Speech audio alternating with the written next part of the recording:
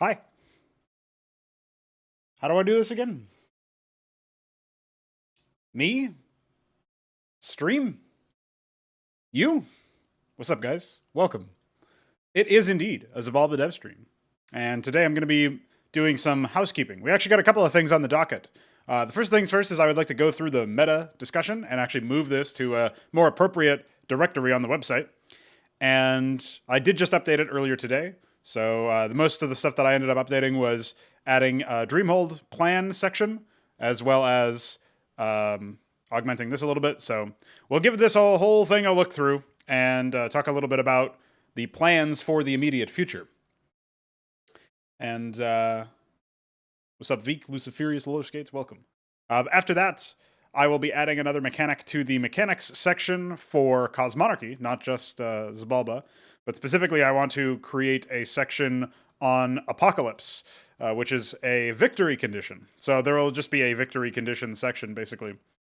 So we'll have that added in here. I guess we can go ahead and create a list here for everybody who's watching. You may also notice that I'm not sure how much of this translates across the stream, but I am running Flux now, which is going to reduce the blue light as the night goes on. So if you see something and you're like, that's weird, it looks a little bit more orange, it's not Donald Trump, it's just Flux. So just figured I would throw that disclaimer out there. All right. If we jump into our meta discussion plus reshuffle, and then there's the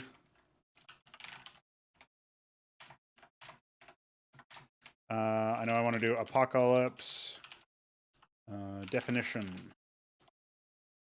and then we'll just say victory conditions section Cosmonarchy, and then yeah. So those are like the two main things, obviously, but I think it would also be nice to take another look at the.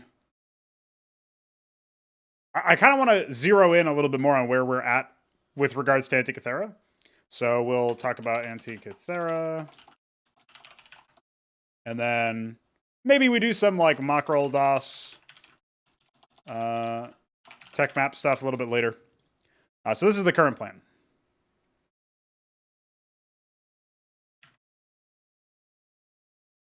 Okay.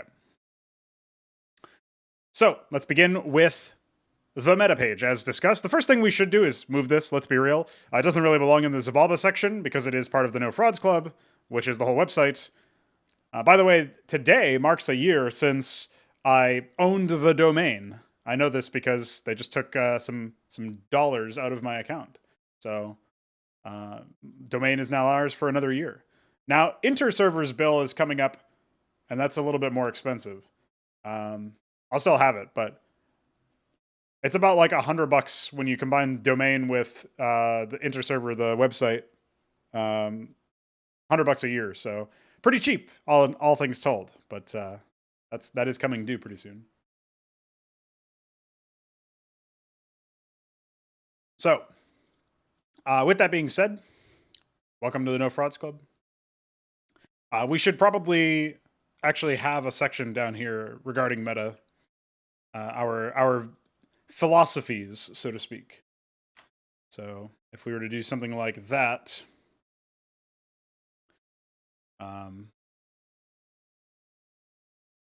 take we'll go ahead and delete the link to it. And if we go to index, I did recently create a section for myself because that's not self-aggrandizing at all, where I describe myself. I also I moved the video page over here. So you can check that out at your own discretion if you want. Might be a page created for some of these gentlemen, should they desire later on. We'll see.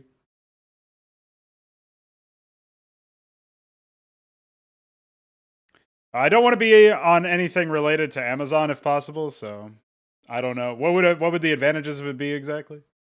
I know other VPS providers exist, but... What's up, Shambleman? Welcome.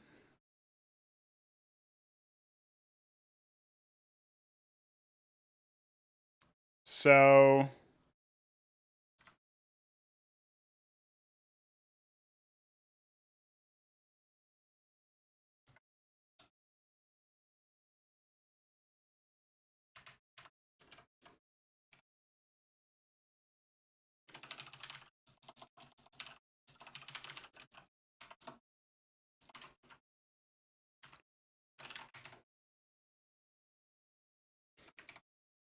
I guess we can just call this meta, and we can say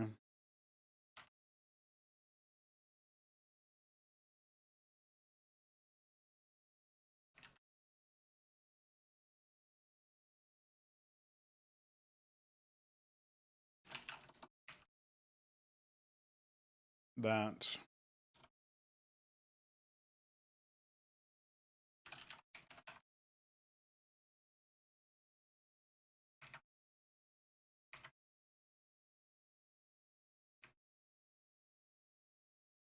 Okay.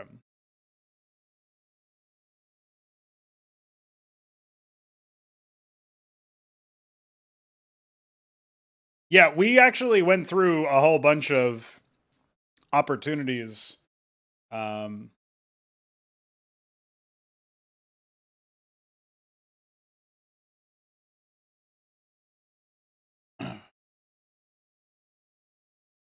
we went through a whole ton of different deals and potential like options before we went with interserver. But I won't rule out that maybe we could move somewhere else.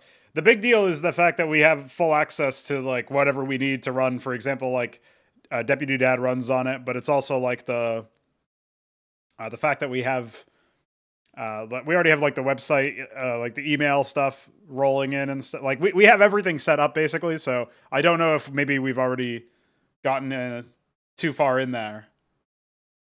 We'll have to wait and see. Maybe it will work out. So I'm not sure if we'll call this anything other than meta. Um, that's fine, I suppose. Now, I think the other thing that I should probably figure out here is that, like, not all of this stuff necessarily fills on it, like, makes sense to fill under pricing. Some of this is related to distribution and DRM. So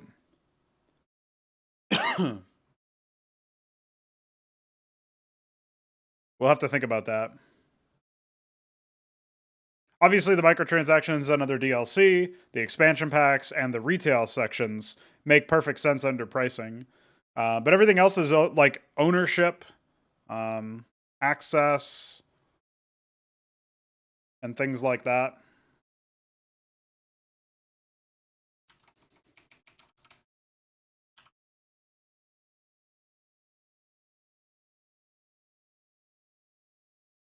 I guess I'll update this to be co-founder. So yeah, I'm not sure how much of this makes sense to list as just pricing. That's probably the main thing here.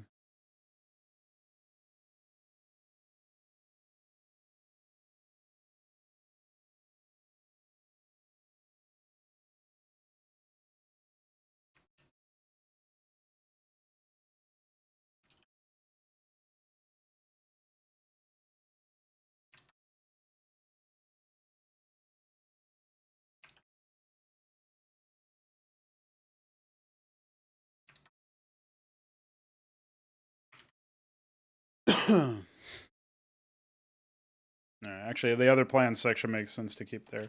So let's move this into a new file. We'll call this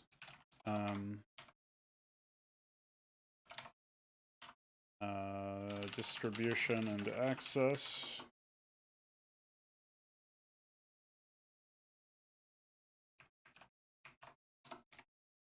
Then we'll just take this. I'll keep the drafted part there because it was also in the same position. And then under the main meta page,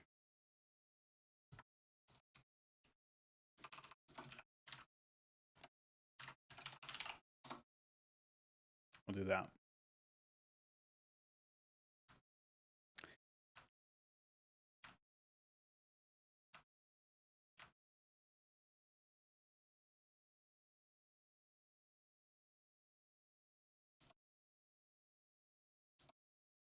Okay. Oh, the other thing that I do have to do here, I think, is I have to actually go into the Xibalba section and delete the meta thing here, and then pulse that again, because it doesn't remove and clean the whole directory when you generate it. So we should be good to refresh. We'll see the meta section. Oh yeah, and then I actually...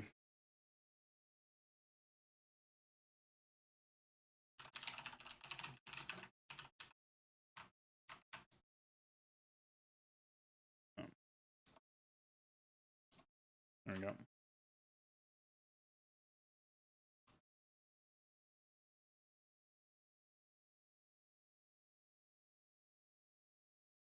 Okay.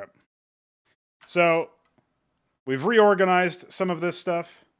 The question is, how much of it still makes sense now? Do we need to reassess?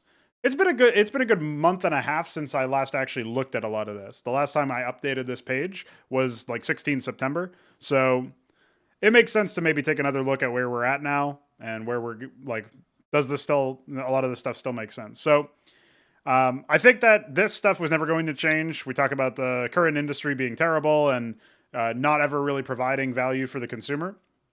And then we talk about how, this goes into detail about our plans, but you can sum it up pretty easily. Setting an example of responsible and sustainable pricing that other developers can follow. So, and obviously doing so without compromise is a big deal. So we'll move down here and skim through some of this stuff. The key detail here about retail is that we're planning on having all three of our games that we've currently planned, the RTS, the roguelike, and the FPS, to be under the same umbrella of $30, and you get all three titles. So I'm still not 100% sure if this isn't like undercutting or underselling in the video game space, because this is a situation where even if you spent $60 on one of these titles, you would be getting significantly more money or more value for dollar for even just one title that we put out compared to the other titles on the market. But that's where I think it goes back to the intro. You can't really call these paragraphs, these intro sentences, where I discuss the fact that, we're not really comparing ourselves to the rest of the market, to the rest of the industry. And we're not necessarily comparing ourselves to an ideal either. We're comparing ourselves to what you can do and still like what you can provide and still make a reasonable profit on the other side of it, so you can continue doing this long term. And that's what we're building this around. So, $30 USD, it's obviously quite low, even for the content of one of the titles, let alone three. And that's probably the main issue, is that when we look at this here, like, does it really make sense to hand everybody who's purchased Cosmonarchy a free copy of Dreamhold, considering they're both going to have a crazy amount of content? But I think that the answer to that question is, I think that assumes that a significant number of overlap of the people who play Cosmonarchy and purchased Cosmonarchy would also be playing and purchasing Dreamhold. I don't think that's a foregone conclusion, because Dreamhold is a completely different type of game. It's isometric, sure, 2D, sure, has RTS mechanics in it, but you're playing, the vector from which you can play is completely different, right? So it's not really the same thing. And I think as a result, giving Dreamhold to Cosmonarchy customers isn't the same thing as giving all of the customers who would otherwise have bought Dreamhold a free copy, which would be ill-advised from a business perspective, we can say. That being said, like, when I look at what we've got here, I think it's much more likely that, yes, there is some overlap, but a large portion of the people who would have bought Dreamhold and never touched Cosmonarchy now have access to Cosmonarchy for free, for the cost of Dreamhold. And maybe they'll play some Cosmonarchy or some custom games in Cosmonarchy or something. Whereas Dreamhold itself, like, if you bought Cosmonarchy and you weren't expecting to check out another game from the studio, or specifically another game from this genre, maybe you'll still be like, oh, actually, that's kind of interesting. And also, they're both set in the same setting. All of that stuff, it goes without saying. So I think that it makes a lot of sense to provide it on that front. And I think this is one of the same arguments that I used to convince myself of the idea in the first place. It's easy to draw a connection between Cosmonarchy and Dreamhold because they're both 2D, they're both isometric, and obviously they're both in real time. Whereas the FPS is only in real time. It's not 2D or isometric. It will be 3D, and it will be obviously from a first-person view, so it can't be isometric. So as a result, you're in a situation where I could see why Lucid Furious would be like, well, it's kind of weird. Why is the FPS game bundled together? Maybe the FPS game wouldn't end up being bundled together and would be pulled away. In which case, I still think the consumer can be pretty confident that if Cosmonarchy and Dreamhold are as good as we commit them to be, they're still getting plenty of value for their dollar. The other thing to mention is that Cosmonarchy will ship before Dreamhold, almost certainly. Dreamhold will probably ship after a few expansion packs for Cosmonarchy have released, just based on the timeline and the development. So it's not like early adopters are even going to see the other game, or games plural, in the bundle. So I think that does make some sense. Sup, Knight of the Realm, welcome. I don't think it's that weird to have the FPS in the bundle because the FPS will be set in the Xibalba universe. So if it would set a weird precedent if we had an FPS in the same universe as Cosmonarchy and Dreamhold, and we talked about how buying Xibalba, not Cosmonarchy or Dreamhold individually, but Xibalba gives you both of those games but doesn't give you the FPS. So that's almost like grandfathered in based on that premise. So yeah.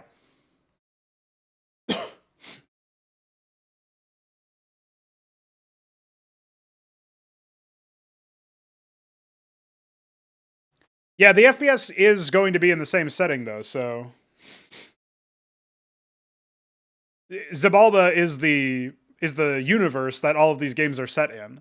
And as a result of that, having one game, in quotes, that you purchase and get access to all of the titles in the universe, I think it massively increases cross-pollination between the genres, where otherwise you probably wouldn't have a ton of overlap between hardcore RTS players and, action game players for roguelike style games, and FPS game players. So what I'm getting at is, I still think the bundle is the way to go, based on the fact that what we are offering is, it's not like we're offering a product that they were going to purchase anyway.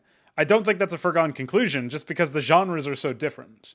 There's a little bit more parity between Cosmonarchy and Dreamhold, but there's going to be very little comparative parity, besides the setting being the same, in the FPS game. So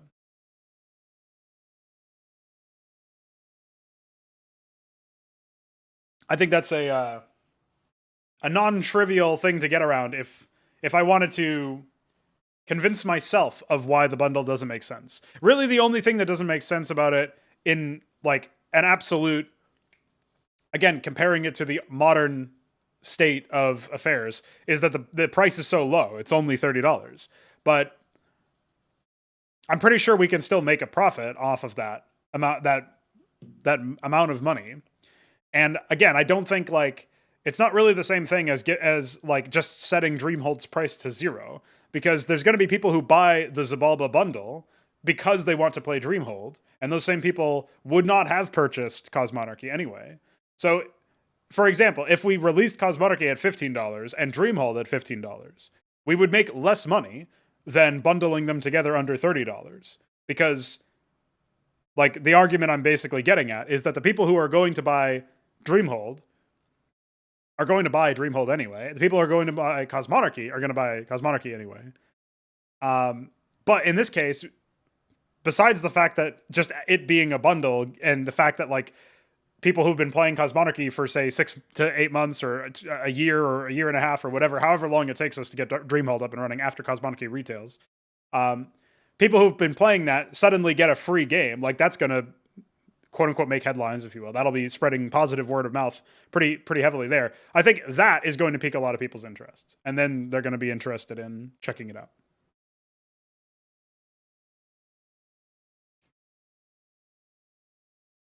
No, I just think you just make one purchase. I think we make less money if we sell them individually. And we also undervalue each individual title. At this point, the idea is you're spending $30 on the bundle because you want to play at least one of the games. And so I'm mentally pricing each game at $30. But the idea is that most players are not going to play more than one of the games for a very long period of time.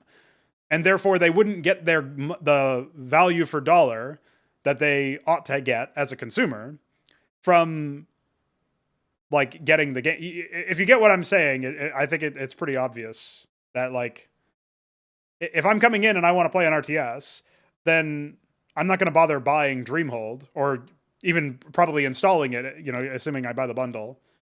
So that's sort of what I'm getting at there.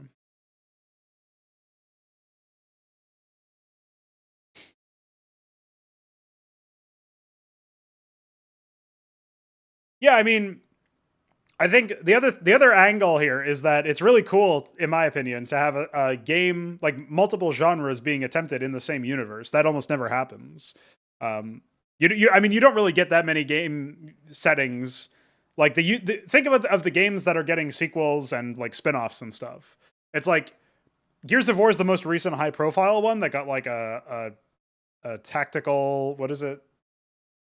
Turn-based strategy game, but it's like more, there's like a subgenre of turn-based strategy that like is XCOM-esque. So they got that going on for them in Gears Tactics. And they had Gears 5 and they had some other like bobblehead game. I don't even remember what the fuck it was. It was stupid. Anyway, they are doing spin-offs and stuff, right? They're doing things with the Gears IP. But for the most part, like what was the one before that? Like was there one before that? I guess it was Halo with Halo Wars, but yeah, exactly. Like, you don't really see IPs being used across more than just one title. And then even in the case where there's more than one title, it's very rare for those titles to be different genres. And all of the games that have sequels and like, you know, whatever, other installments to them, they're all the same genres that have been, or they're all the same titles, IPs that have been going for a long time. Gears of War, Halo, you know, whatever Blizzard fucking does, even though they haven't released a game in like 8 years. All stuff like that. So, like Call of Duty, like those sports games. I don't know. Like, when's the last?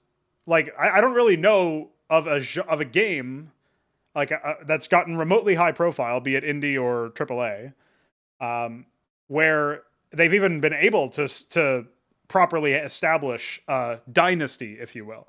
Like, I know of a couple of games that got a sequel but never got off the ground. Like Army of Two was one of them. That was a while ago, though.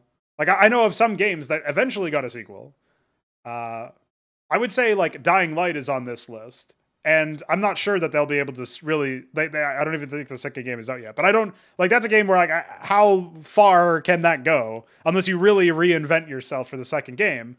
And... the genre's not deep enough, or like the style of gameplay they're going are not deep enough. Yeah, Warhammer 40,000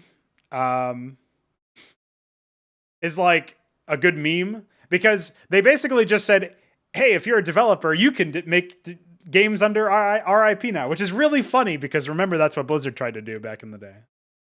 And then they made StarCraft. It was a pretty good bit. One sec.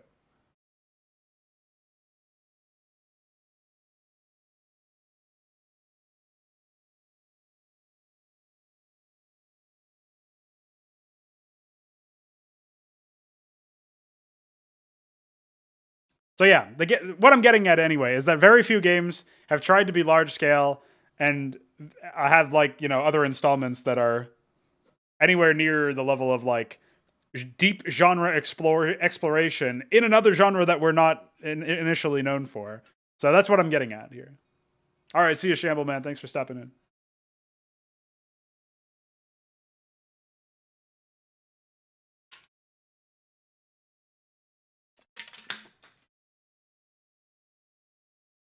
So I think that's fine. I don't think we need to relook at the bundle idea. Now, do we need to relook at the price? Maybe. But I think this is where I can see an argument against the bundle, but it's not like directly against it. It's more like if you decide to price at 30,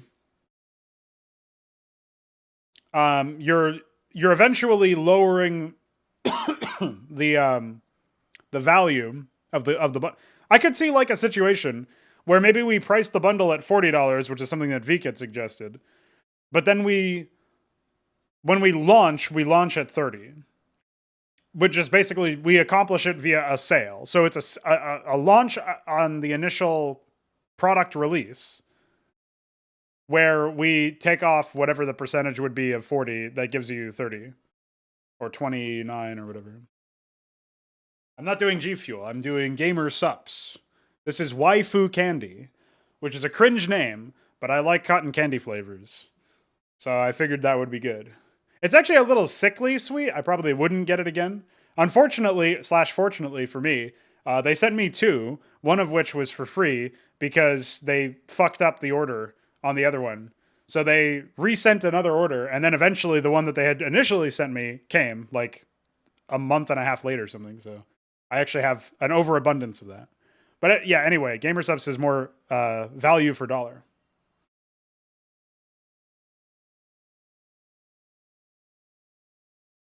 I totally don't know what specifically you're talking about, Vik. But what I was trying to get at is that when we released 40, we released the bundle retailing at 40, but when you initially, like for the first like 3 months of the game being out, or at least the first month, so people can get in on the ground floor, you can get it for 30. But I don't know, like I don't really know if that makes sense, because Cosmonarchy is really going to be a good game, right? It's going to be a very epic game that people will be playing for a long time, even if it's just us and the Discord server and nobody else. I don't know. I don't really care how much financial success we have. Like, the main point is that it's going to be a high quality experience. So does it make sense to go for a $30 price tag on that when it's such a good game? Like, I don't know. That's something that I'm open to the idea of. But no, I think if you launch at 40 in air quotes, but you have a special promotion that lasts for a really long time where you can get it for 30, I think that would actually be fine. I would be okay with that. Because the game is only going to continue to get more content anyway. Obviously, the first expansion pack comes out, and then like, if I scroll down to that, actually, let's see.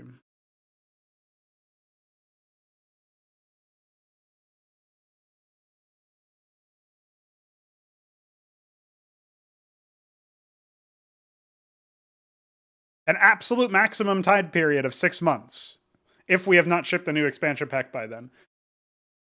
So it will go free 6 months after release, no matter what. Maximum. The expansion packs, that is. So I think that actually gives you a lot. That gives you a lot of leeway as a game developer / publisher, where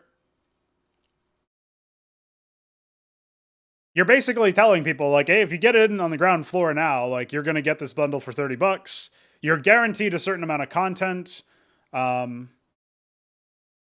mean, I personally am just going to release shit all the time anyway. Like, maybe I overestimate how much free time I'll have for content development after the game is live, because obviously I'll also be working on Dreamhold and then the FPS and stuff. So maybe I won't have that much time, but I imagine I would have time to basically be like, I want to make a birthday map or some shit, and then like just release the map. Like, I'm the kind of guy who, you know, you'll see the birthday campaign here, One for the Future for Cosmonarchy Brood War. I'm the kind of guy who basically says like, oh, it's fucking Vik 7's birthday again. All right, let's just go ahead and fire away. Let's drop a birthday map for him as a celebration. And I'll also just plaster that over the arcade or whatever. And so that'll just be like, technically it's first party content, but it's released through the custom production stuff, right? So I wouldn't necessarily make it like a new fucking menu option or something for you to play as. But I like the idea of being able to just do that. Like, that to me is pretty cool. So I'm the kind of guy who would just do that. So you'd be getting content, even if it's like first party but released the same way that a community project is. You'd be getting that kind of content all the time.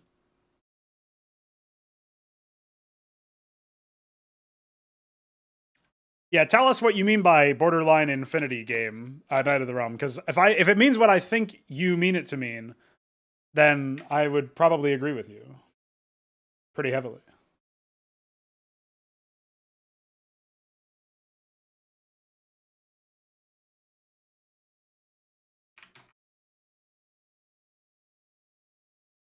Meanwhile, I'll bring in the Veeker.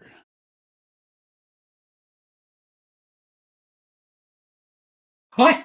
Hello, everyone. The voice of the Veeker. Yeah, the seventh. Yeah. Not a fake one, the real one. So what's up, dude? Yeah, it's been good. Got my assignment stuff. So basically, I will have like a job I can earn some savings for the development. Hell And yeah. Yeah. It seems to be going well. Yeah, I was just chilling on the stream. What's up, Ultralisks? Dude, actually, Folka is talking about giving me some cash, giving us, I should say, some cash every month. So if you're interested in getting in on the investment, you might want to send him a message, because apparently we'll be opening that an opportunity for that up. That's actually something I'll talk about publicly after I'm done looking through this meta page. So yeah, Right, makes sense. so Knight of the Realm talks about Cosmonarchy becoming a borderline infinity game insofar as even the single player content reaches such heights that people can spend insane amounts of time on it. I think that's true. I mean, think about it like this. It's so if I'll go to the Cosmonarchy page real quick and we'll go into the single player immersive content. So the immersive content is planned.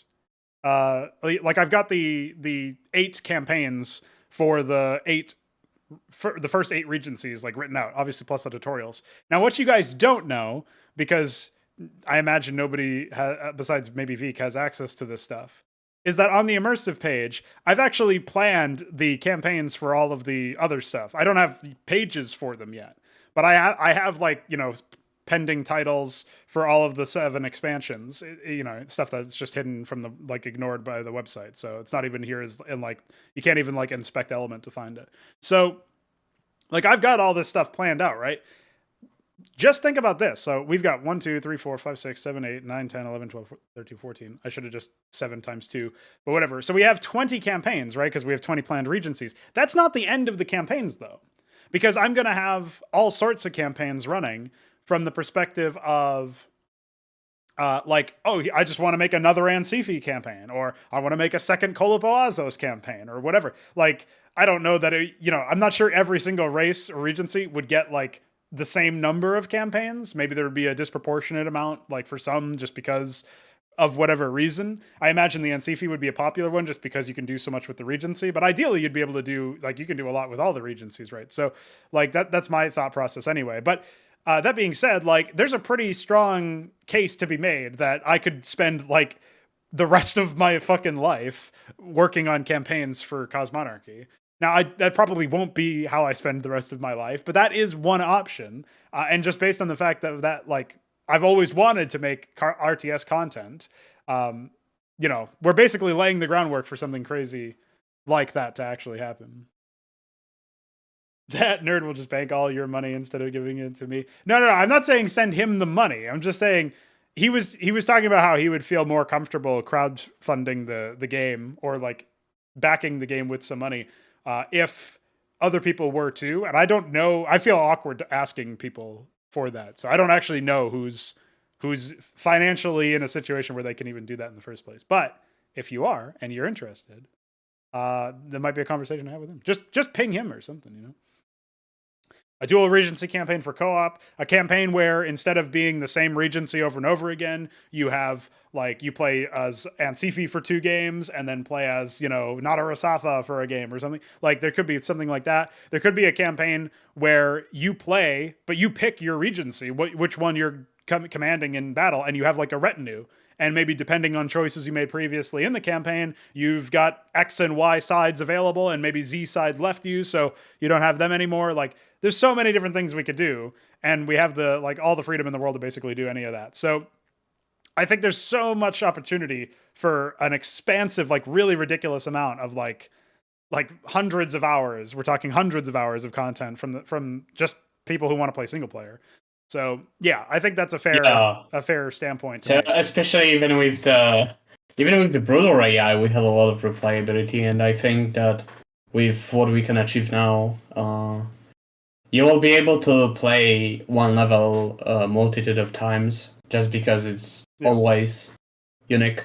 Yeah, well, I mean, your birthday map is kind of an example of that, and that's one of the things I wanted to do with it. Where like even like your user select in the game, so you can be anything.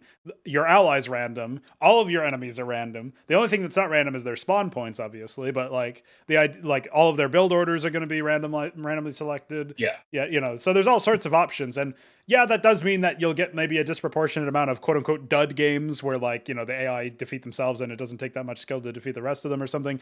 But I don't even think that happens too often. I think even if in cases where like 2 out of the, you know, 6 enemies fall over in the early game, or even the majority of them, whoever survives the sort of battle royale starting conditions and tends to be quite a big threat and actually have to be contended. You still have to play an RTS to win. So like even in that experience, that very flawed experiment, you still end up getting pretty interesting RTS missions out of it, even if not all of them are equal in terms of skill or skill testing. I also think that if you would have an AI that actually understands the game, you would not have those cases where it's just like lame too much, because like the AI would just they would actually adapt. They would play the game theoretic, right? So they would actually like apply. They would have game sense and stuff. Yeah. So, I mean, that's something that I'm really excited to explore later on too. So, yeah, I don't think you even need to play multiplayer. The game doesn't even need to succeed from a multiplayer standpoint in terms of like high player numbers or whatever. I think it still could. The RTS genre is obviously very niche and very dead, but the idea of like a lot of people playing, even just for the sake of like playing some unranked stuff, like they don't have to play ranked ladder, they don't have to do anything like that. They don't even have to play through matchmaking. They can do you know, custom game modes and stuff like that. Like the game will have.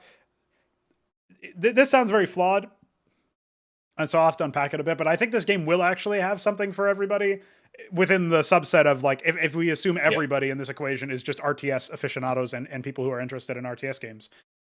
For those people, yeah, the game will have something for everybody. The single player content's expansive, skill testing, challenging, requires a lot. The multiplayer content, it comes in many forms. Cooperative content where you fight against AI, player versus player content where you can do scenarios or matchmaking in a more skirmish oriented environment where everybody knows the stakes, so to speak, and you're always going to have the same sort of experience in terms of the initial starting conditions. And these are maps you've drilled on for hours and hours and you know them inside and out. So yeah, that's going to be a sequence of events that you can always adapt to in that particular perspective. If you're a more competitive player, there's going to be custom scenarios and custom game modes even that maybe don't even make use of RTS mechanics. I mean, I think that the core gameplay will be strong enough to avoid what happened with Warcraft 3, where nobody even wanted to play the base game, so they just played some custom game mode instead. That's not going to happen in our situation, but there will probably still be some interesting sort of, you could call them gimmicks, but you'll have the freedom as a map author to really set the stage and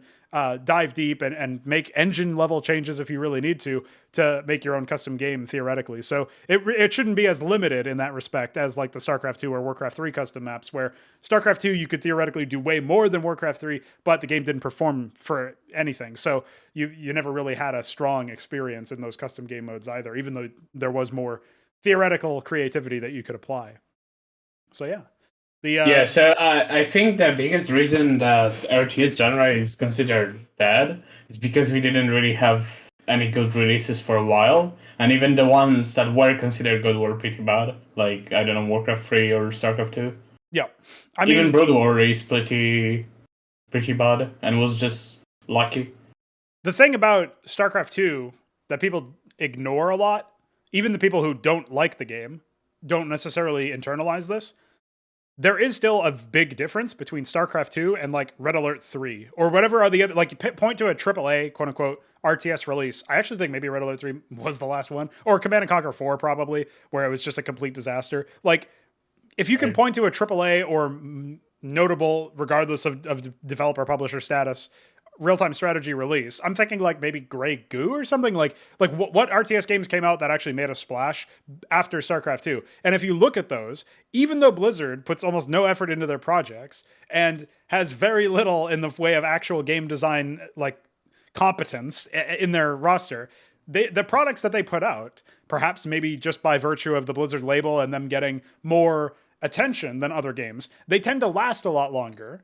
And they also tend to have like, not to actually use the term Blizzard polish, but the experiences you have, like they're able to reach a specific baseline based on the fact that they're literally like writing with the same engine and the same code that they've been using since like Diablo 2, Warcraft 3 days, right? So like there's certain things that you're going to get out of a Blizzard game, and those shouldn't be things that you're championing or like really proud about or saying like, oh, these are great accomplishments, because it's brain dead, like basic, obvious, yeah, you should have this. And then there's a lot of stuff that's brain dead obvious that they don't have. But the games that are competing with StarCraft 2 and the like don't always have all of those things, right? And a lot of the time they might have something that StarCraft 2 doesn't have, but they also make a lot of mistakes that Blizzard just it's not that they're actively avoiding that mistake and that's something to be championed. It's more like the idea doesn't occur to them. They're too busy making other mistakes to make those really basic ones, because they're always working with like internal prototypes that have long since gone past a specific baseline level. So yeah, StarCraft 2, even though it was an utter failure from a creative perspective, and I would say even long term, like look at it now, like look at where it's been, look at what it could have been. Obviously, that's like always the metric you want to you can indeed compare it to. I don't see a whole lot of value in that experience, but it still made way more waves than all of the other real-time strategy developments, and probably is still technically a better RTS experience, even though there's not really any RTS to play in the single player, and the multiplayer is just a shit show of like rock, paper, scissors stuff and weird like micro or macro mechanics where they're just QTEs basically codified in an RTS format. Like there's a lot of problems with StarCraft 2. It's probably still a better RTS experience than Command and Conquer 4 and some of these other terrible games that came out after it. So like, yeah, or came out around the time that StarCraft 2 came out. Like there just isn't any competition. And the fact that StarCraft 2 could, like, here's a horrifying thought. It's actually one of the best games that was released in the genre. Isn't it like the best RTS after Ruler? I think Armies of Execution would probably still be a better RTS game, but yeah, right. Yeah, like nobody even knows what that game is, right? Like that really? that's like the most obscure. That might be one of the more obscure RTS titles that came out. Like probably the most obscure 3D RTS game, besides maybe like some of the super early 3D RTS games that probably should have been 2D that were like 3D in 2001. We're talking about here, so yeah, I don't know. I'm not sure what DF is working on right now besides the ion cannon attack animation. He's improving the particles. So he'll probably have that up for our next patch, whenever that is. But besides that, no, I don't think he's working on any modeling thing. Yeah, technically Exigo was not finished, but that's because they partnered up with, I think it was EA initially, and then Ubisoft later for the Heroes of Might and Magic franchise, where they did some updates. It was a disaster. They really chose poorly, those guys. All right, so if we go back into this retail discussion and the pricing, Vik, you suggested a $40 price for the bundle. What do you think of my idea to initially like have a sale that runs for a couple months or something, where when you're buying it initially, it's for $30? Ah, that makes sense. Because I was talking about that idea earlier. Basically, I think Cosmonarchy is going to be a really solid game even on release. So basically, if you buy Xibalba, like if you buy Cosmonarchy before Dreamhold releases, you get Dreamhold for free. Yeah. I don't know how long the $30 price tag would stay on there, but like, what I'm trying to get at is $40 makes a lot more sense for a multi-game bundle. But I really don't like the idea of raising the price of a product after another, like some other thing happens, right? So I feel like it makes a lot more sense that when we initially release Cosmonarchy, we create the Steam page for Xibalba, and we say like, basically we give you the opportunity to Well, obviously we would advertise Xibalba with Cosmonarchy, like gameplay and assets and stuff initially, because that would be the game that releases first. But when Dreamhold comes along, we would probably cut the price again back down to 30. But a couple months after Cosmonarchy's initial release, we would have it be like basically what I'm thinking of is that every time we release a new game, that would be a time to price down to $30 again, because people are probably going to be buying Xibalba the bundle for one of the games that we have. And then for most of the time, it would just be at 40 or like maybe a smaller sale, like 10% off. So it'd be like 36 or something. Right.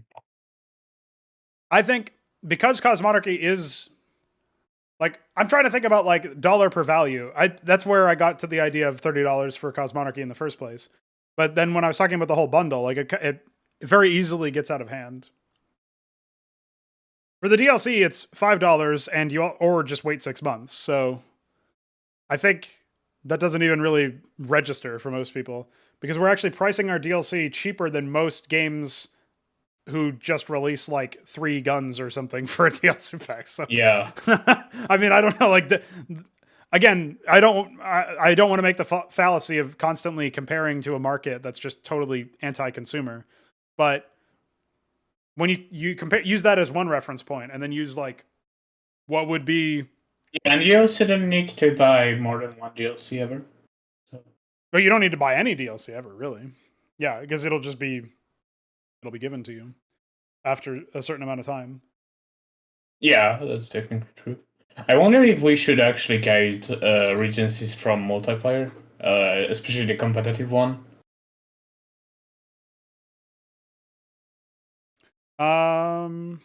Well, I was actually just looking through here because I was interested in what I was. I don't know if I actually put a name or put a note here.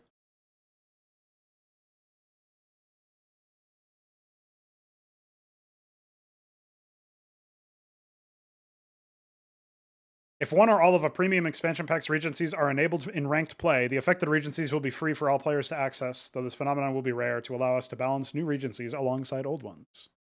There you go. That's a note that I had added. Yeah, I think it would take. I don't know that we would keep the new regencies out of play for 6 whole months. That seems a pretty long time to not allow ranked players to use them. Yeah, the question is, what should be the integration period for competitive? Like, should we just disallow races for like 3 months so people can adjust to them or something? Maybe 1 month would be enough. Yeah, well, so this gets into a whole idea about like competitive play beyond the competitive ladder we plan to support in the game. So if we're having tournaments where professional players are actually competing, I don't mind having rules regarding like pick ban methods or whatever. Like, that tournament organizers can come up with their own stuff related to that. I think a 1 month minimum block on new regencies makes sense, but at the same time, I also don't really think that I, as a developer of the game, I can advise tournament organizers what I think would make the most sense for fair play. But I don't want to ever say like. This could be interesting if you had tournaments that specifically allow the use of new races, really. Yeah, or like there might be some tournaments that like specifically. I don't think this would ever happen. But you might get a situation where like one tournament organizer says like, oh, you can't play this regency or something. I don't know. Or like they give you regency bans, right? Maybe that's not because I don't think regency bans would be a feature that we would have in our own matchmaking, but that might be something that happens for like, once we get it past a certain level, or like maybe even at default when you only have 6 regencies, maybe each team bans 1. So it limits the pool. I don't know. Right. But I wouldn't. Like I wouldn't want that in matchmaking, or I wouldn't put that in matchmaking, at least until we got way more regencies. Then I would consider it. I don't think it makes any sense now, but that's because I'm trying to have very loose rules for matchmaking so that we can essentially have like a one size fits most kind of situation where if I'm queuing as 1v1, I should basically be using the same UI and the same rules and the same. I should be familiar with the process if I've also played like 2v2 or whatever. It's just that like if you're 2v2, maybe in 1v1 you queue and you get, I don't know, 2 bans, but in 2v2 you get 1 ban and your teammate gets a ban, and these are obviously map bans specifically. So like I don't know, there's a couple of ideas there. Whereas I think tournament organizers can do whatever they want. The game is just like a platform, basically, for competitors to compete at. And I don't want to muddy the waters by saying you should or should not use this format or use this little like pick ban thing or whatever. I actually think it's really exciting when TO in CSGO or something has something different. Even if I don't know, like sometimes the ideas are terrible, but like when Blast first came onto the scene for CSGO, they had best of ones and no overtime.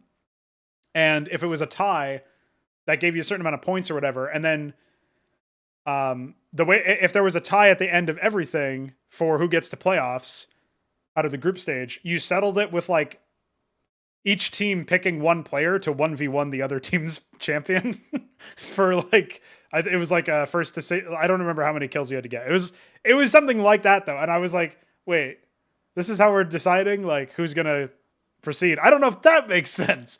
I mean, whatever though. Like if somebody wants that, like where it's a team game of like it's a 2v2 format, and this pro team sends their 2 players and this pro team sends their 2 players. Like that could be interesting as a format too, to think if you think about it. Like because in Brood War, you'd have like SK Telecom and you'd have other like actual teams, and they would have a bunch of players, and these players would just compete in 1v1s, obviously. That was the format for Brood War.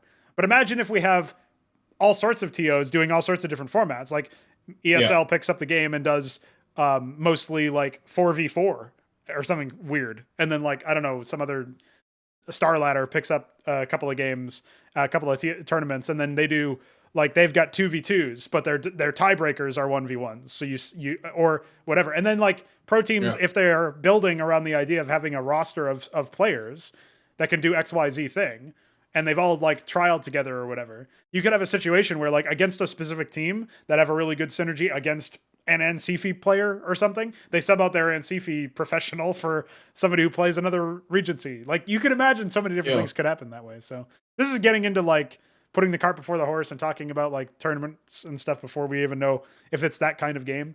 But I really like the idea of a pro scene that can get that level of that can have that level also imagine like a tournament where one of the players is actually a thespian. I don't know about that one. That goes back to the idea of like, can we actually create a unified experience between Cosmonarchy and Dreamhold, or all 3 of the titles theoretically, or whatever. I'm not sure that would ever make that would ever work out. And also you have to remember, when you're doing something like this and you're also allowing like competitive matchmaking, it's really easy to have too many options for matchmaking ladders or queues, and then everybody's queue time gets really high.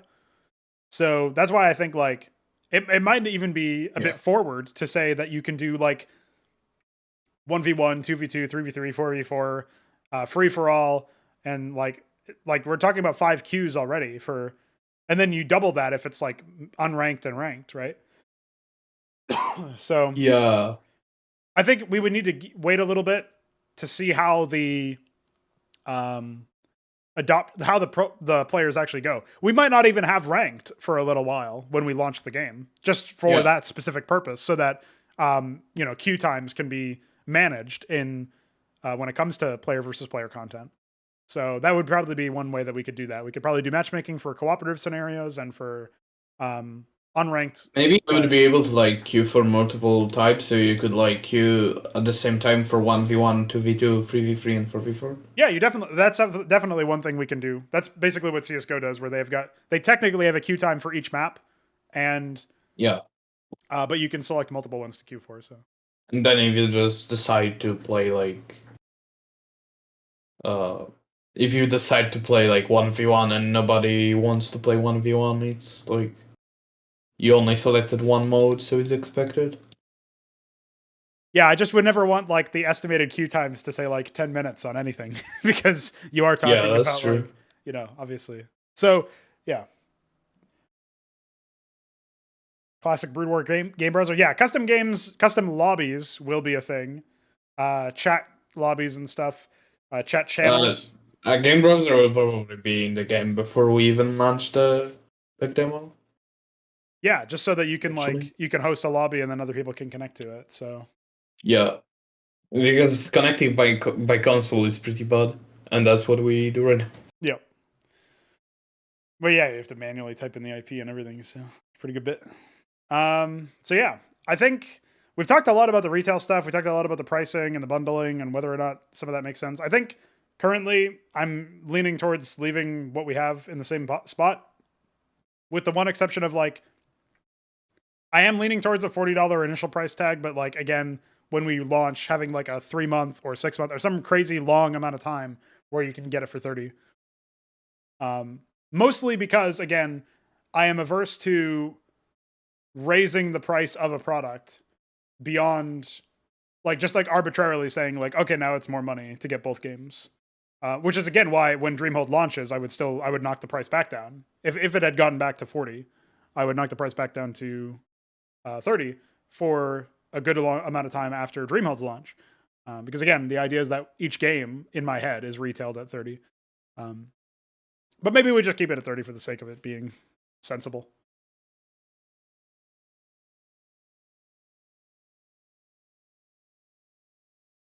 I think besides that, we still need to figure out. Maybe You have an idea?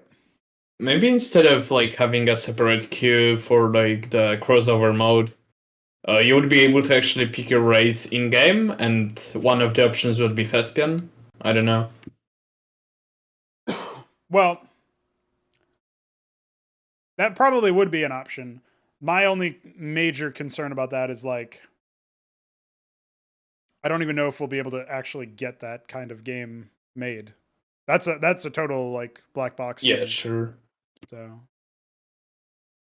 but yeah, I think as a general idea, it makes sense to pick your role essentially. So maybe it wouldn't even be race. Although, I feel like being able to pick a race at the beginning of the map in game, like when you're actually picking your starting position, would be a cool thing, because then you could like strategize for a while. Like you'd have that strategy planning phase for like 1 minute or something, and then you would just like decide like, oh, I want to be Amphibian front lane, and oh, I will be going Psychora and I will scale or whatever, you know. yeah, I'm not sure if we'll ever reveal your opponent's races or your regency picks. I know we'll reveal start locations in the sense that there will be a minimap ping, Right. and or some sort of highlight. But even then, I still haven't decided if that is a vague like area where like enemies detected in these sectors, or if it's a pinpoint accuracy. This is their start location thing. I think the like just pinging all the available spots would be probably fine. So Yeah, you know what the map is. Basically, you get the information where it's possible to spawn, but you still have to scout. yeah. I'm thinking of situations where you have really big maps and team game scenarios, and they could be anywhere, like halfway across the map. So, like, Yeah, they could be in like an entire sure. like literal hemisphere of the map or something. That's where things would get a bit awkward. But yeah, I think Right. that that'll be a problem we can iron out when we actually. It probably Yeah. even isn't a problem in the first place. It's something that we look at later. Yeah, just something we can like experiment with, and like if we see it's hard to play with, not knowing where the enemy is, we can just decide to change it. I do think that the maps in the map pool are going to be a huge aspect of that, of like people building familiarity over time. So in a competitive session, the map will probably. I think it makes sense to have the map explored, but Maybe not entirely with every single inch revealed. It'll probably be something like general playable areas or like high traffic areas or something. With some sort of like exploration of maybe like primary pathways between your area and the enemy's area. Or Personally, it helps me with like mental navigation if everything is explored, but I don't know if it's the complete opposite for me. If everything's explored, I have no idea where to go. But that's just because like most of the time people's maps don't. First of all, the Brood War minimap is actually like very low resolution, so yeah, I think that probably contributes to it. That and usually most of it is grayed out. But I mean, that's probably what we're going to do too. So we'll figure something out there. We'll experiment. That's another thing to experiment with. How exactly we reveal. Yeah. I think besides that, I don't really have much to say about this. I think the 6-month period for expansion packs being premium is fine. Also recall that if we end up releasing a new expansion pack before then, for whatever reason, then $5, or then it would just the previous one would immediately become free. I think it's pretty likely that we won't release a new expansion pack every 6 months, because if you think about what we actually have to do, we have to produce the units, and like we have to actually get the Regency online. We need to also get like upstart level tech for the next 2 Regencies, which is a nice start for the next expansion pack, but still a decent amount of time needs to be invested into that. We need to get the art and audio implemented for all of those, and we also need 2 campaigns, 1 for each new Regency. So that's a pretty big deal. There might also be cases where we... I think if we work on the pipeline early, and we actually get it to be reasonable, which is not often the case, actually, in the game dev industry. Oh, yeah, most of the time their pipelines are terrible. Yeah. But if we can make it good... I guess the biggest problem is that we have high scale, so even if with a good pipeline, it will take a while anyways.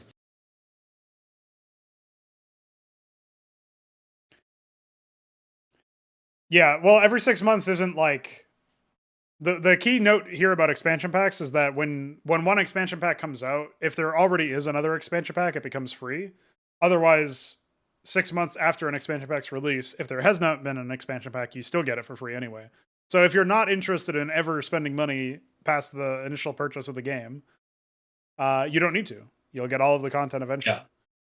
So these regular content updates, it's listed that they're going to have minimum 10 hours of single player content. Obviously, that doesn't include multiplayer content, which would be like cooperative stuff, additions to the multiplayer metagame, stuff like that.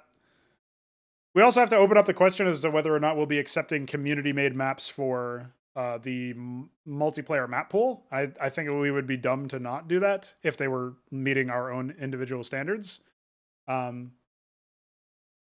But we'll have to... That really depends on the adoption rate and like how many people are actually playing and making content for the game. So we'll have to wait and see there. Like Blizzard actually doesn't do any maps. Yeah, they don't do any of their own maps. It's pretty bad. That's actually, I mean, in the case of Blizzard, that's preferable because they're very bad. But yeah, in our case, like we are working with the assumption that we will be able to make top tier content, including multiplayer maps for a competitive scene. Yeah. So we may not have a need for it ultimately, but considering I'm going to be spending a huge amount of my time on single player content as well, that might be a convenient off rail for me. Just like load that stuff on to community map making contest. And then we don't even really need to do that because like we don't need to do anything about that specifically. There can be forums and communities that work on their own maps or whatever. And we don't actually need to provide any official support in the idea of like a call to action. We can, but we don't need to. We just need to set the precedent that when you make a map, if it's good enough, we add it to the game as an official matchmaking option, or like add it to the map pool, I should say, the competitive map pool. And some of that would involve like us, if say there was a pro scene, I'd probably be like tagging people in for from professional teams, saying, we've got a new perspective changes to the map pool, and they include adding in these maps, and some of them are community made. Please give us some feedback on them, and I don't mind connecting mappers to the pros in that sense and saying the pros had this to say about this or whatever. So that would be pretty I'm basically imagining all the things that I know CSGO mappers and other mappers in other games would like to have as an option of a avenue for feedback and stuff. And they don't get any of that from Valve. They just occasionally get their map added to the game. Now, when Valve puts their maps into the game, they do pay rent on those maps. They basically rent the maps from the authors. And so I don't know what the figures are for that. I could probably get some people off the record in CSGO to tell me what those figures are. I think I actually already did do that, and it's in my interview notes somewhere. But I do believe it's based on playtime, and maps that don't get enough playtime eventually just get removed, which is why community maps don't stick around for very long usually. Yeah. So, I think that makes a lot of sense anyway. So we would probably be doing that for the community. But I don't know what our figures would actually be. They'd probably be a lot less than Valve's. Assuming Valve's are anywhere close to what I would imagine they are. Because I recognize the idea that community-made maps are dry. In this case, people are queuing for competitive, and they're like, I want to play this. I'm practicing and learning this map. And they're like, they are sinking hours into our game on these people's maps. So there is a value add from the mappers. But I don't know how much money we would actually be able to hand out to mappers. Yeah, sure. Didn't Valve actually give million to make some skins? Skin makers make way more money than map makers, that's for sure. But that's because skins make way more money than they're a way more higher value add than maps from the perspective of money only. Obviously, not from the perspective of actual content, but they make skins make Valve ridiculous amounts of money. A very small percentage of that is handed off to skin makers, and skin makers still make way more money than map makers do. So. Yeah, for way less effort in terms of numbers, right? Yeah, number of hours. So yeah, that's pretty sad. What else do we got? I talked about that earlier. Rank if regencies are in ranked play, then it'll be free. I also don't know, I don't know what you think about this, but I'm not really personally a fan of the idea that if you're a pro player or if you're an analyst in the esports scene, or you're a community figure like a YouTuber who makes content or whatever, I'm not really much of a fan of thinking oh yeah, you guys get free copies of this stuff. That doesn't really make sense to me. Some developers do this. They're like, here's a free key for the expansion pack. I don't know. I don't know if that really makes sense. I think market the game, I guess. Well, they do. So the argument for it goes like this: you're going to make content or compete in our game or do something that is a value add to our game. So we're going to give you this as a thank you, right? Yeah.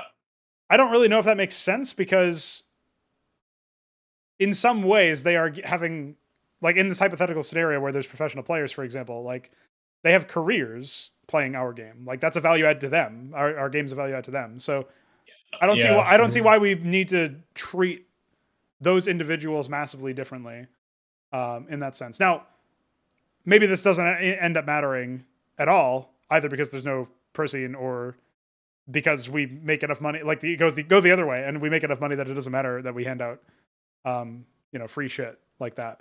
Obviously, if you're in a tournament, all of the content is available because you might be playing one of the regencies. So that makes sense. I guess that can also be an argument. A pro player doesn't want to even then, it doesn't really make sense if they're getting paid money and we're asking for $5 for the expansion pack. So yeah, that's just another there's a lot of potential tripwires along the way is all I'm getting at here. Very granular in that sense. But there are a lot of headaches related to paid DLC and shit like that. So it's just some of the ideas. What else? I don't know.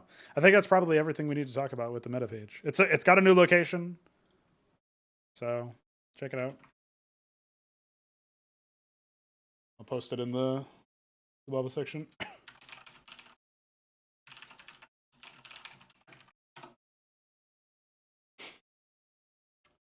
Yes, Beaver. First of all, welcome. Hi. Second of all, yes, all Regencies will be available in tournaments as well as in the idea of like competitive play, even if you're just matchmaking, even if there are no tournaments, right? If there's no esports scene. So my thought process behind this is TOs will be free to add their own pick ban system if they want to. So that tournament organizers will have a huge amount of freedom for defining formats and stuff like that. I don't think that game developers should. I don't think. I'll put it to you this way: it's not apparent to me that game developers exerting any control over the formats lead to improved formats. Usually, it leads to obvious holes in a format and stops it from being really good. And the reason for it is usually passed on as, oh, the developer said so, which is not very useful. So I think that you can be a benevolent dictator as a developer when it comes to engaging with an esports scene, but it's super easy to fuck something up, even if you mean to be benevolent in your dictatorship. And so I actually like the hands-off style that, like, say, Valve has in some respects. They're obviously hands-on when it comes to majors and other miscellaneous things, like they talk about like match fixing or whatever, but then they allow conflicts of interest all the time. So it's really like weird for them. They're not very. You can't really put them into a specific box and say this is the way they are. But they do tend to be more hands-off than other developers. I do prefer that approach. But I also think that, like, I don't think that developers should do that just because developers, like, I don't think the reason why I think that's usually a good idea for developers to not involve themselves is because usually they're very bad at developing the game specifically for the competitive player base. So I think if you're a professional player in any game currently on the market, as far as esports go, you probably don't want the developer of the game that you play professionally to be very involved in the game you play professionally, because they're going to balance the game poorly and they're going to enforce like dumb rules in some capacity, stuff like that. So I don't think that we would have the same issue, but it's also very easy to just say that without having done it yet. So I think we'll start off very cautious in terms of the rules that we try to veto or the formats that we try to involve ourselves in or whatever.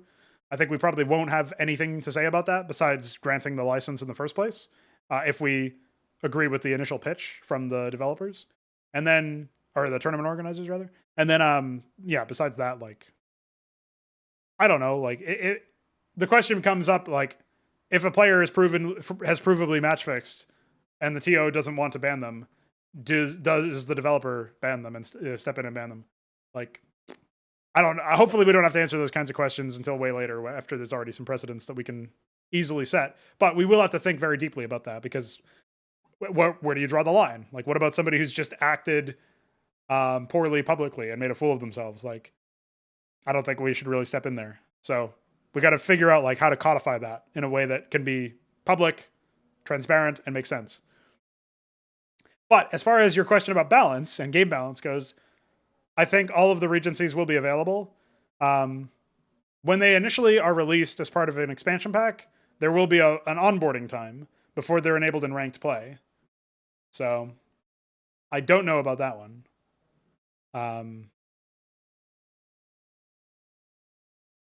The concern that I have behind the expansion packs is mostly that this is not really a massive concern besides regarding game balance.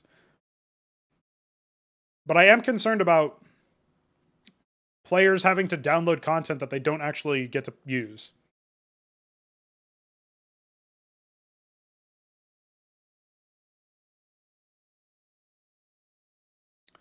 I think that if I'm downloading content, I should be able to use it because it's taking up space on my hard drive, and that's a cost that I am paying that you can actually measure.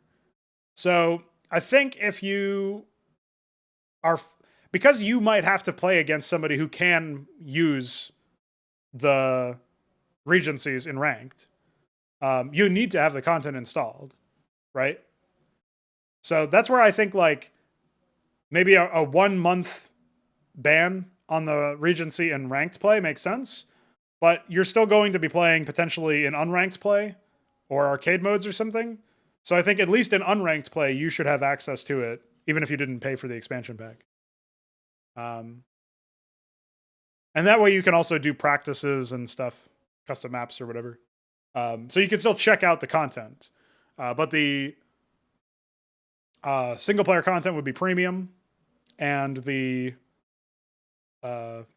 ability to use it in ranked would be forbidden even for content owners for the first month.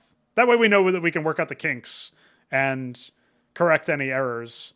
And we basically use that 1 month as like a public test for the whether or not the regency sees a lot of success in unranked play or something.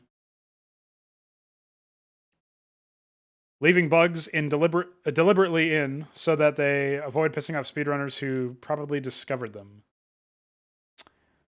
I think if a bug exists and it results in modifying the game state or gameplay so much so that it actually improves the game, then the bug should be codified explicitly and converted into a mechanic.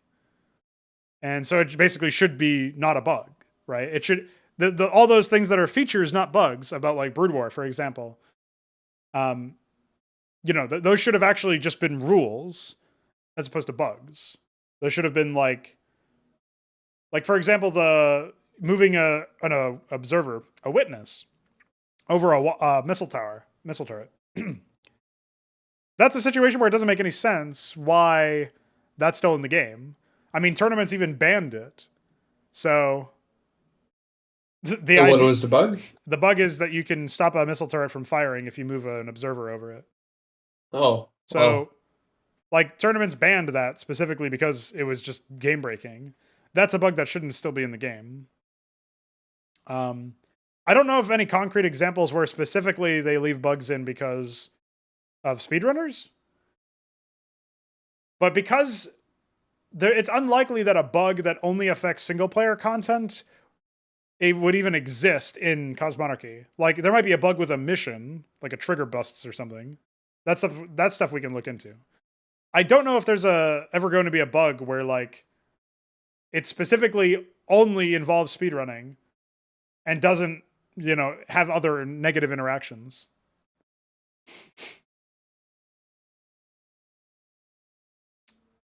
Oh, so there's like an exploit you can use to instantly do stuff like that. Well, if it is actually a glitch, like if it's not just really high skill gameplay, then yeah, it should be fixed. I think that is a very easy way to draw the line over stuff.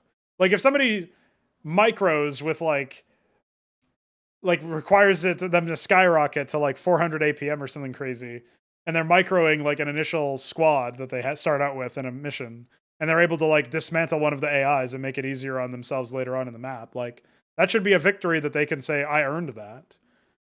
Also, the AI shouldn't just roll over because a fight is happening in the early game, but like they should still be competitive, right? They'll use their workers and they'll like micro their own units. So yeah, I think it makes perfect sense personally. I think like there's an easy way to differentiate.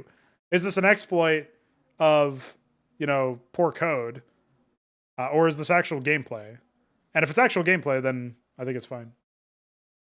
Have you ever maybe seen a speedrun of like Half-Life? I have not, actually. It's a completely different game. The bugs are so insane. They're like flying, teleporting, and etc. The game is actually probably more fun in that way because the base game is so bad.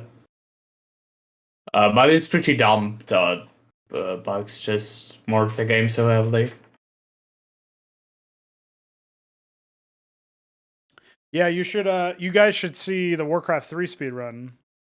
I saw an Undead campaign speedrun a while ago, and one of the missions involves like you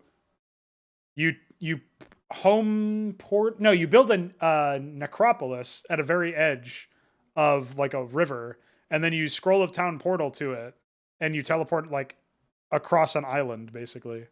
Oh, That it doesn't even look pathable, like stuff like that. Like why and how, and that's how you like you bypass content, quote unquote.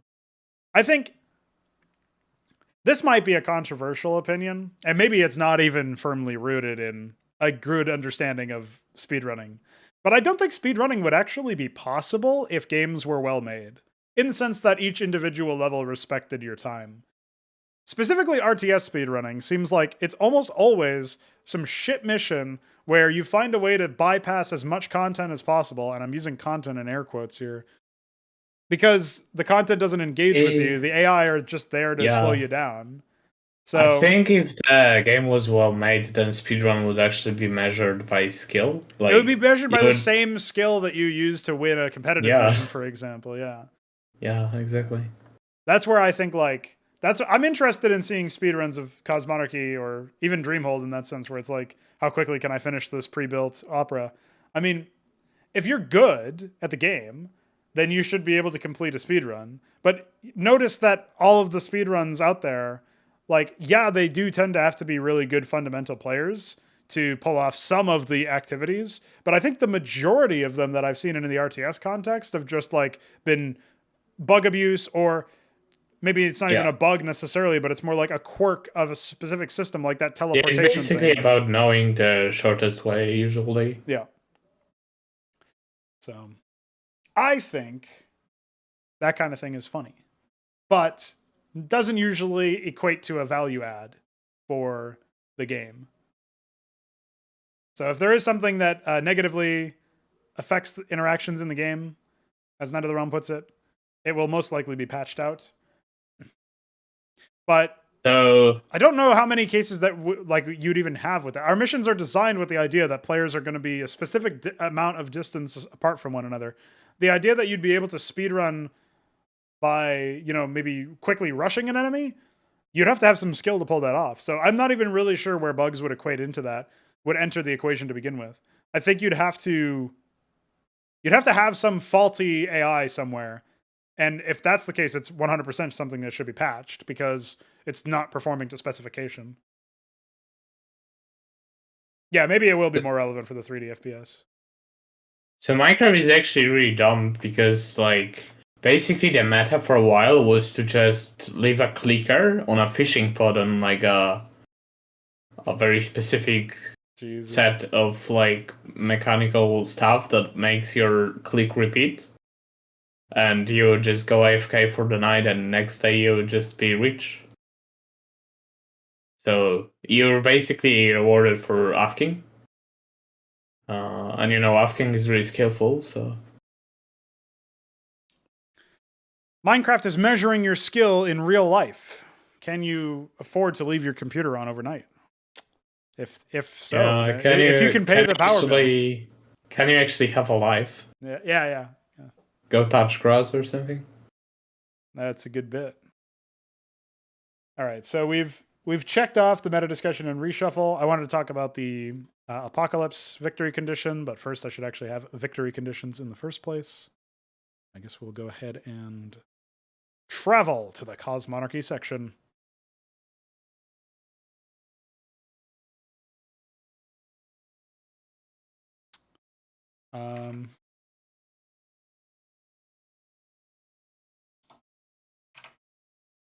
That should not have been submenu. So this is, oh yeah. Didn't you say that the bold thing isn't even necessary because headers are bold? Yeah. Should be the case. I was deleting some of these earlier too. Apparently not all of them. Okay.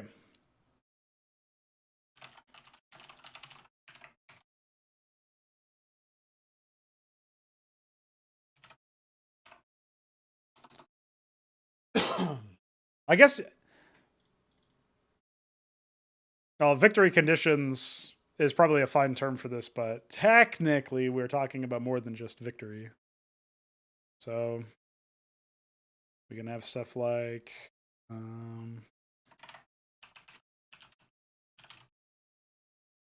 Maybe it just should be ending conditions.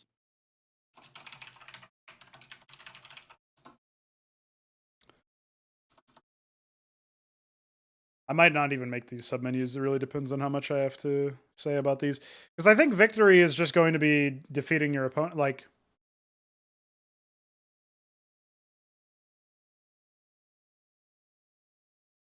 so Apocalypse is tying. But I did think about MMR systems and stuff, and how your matchmaking rating, or whatever we end up calling,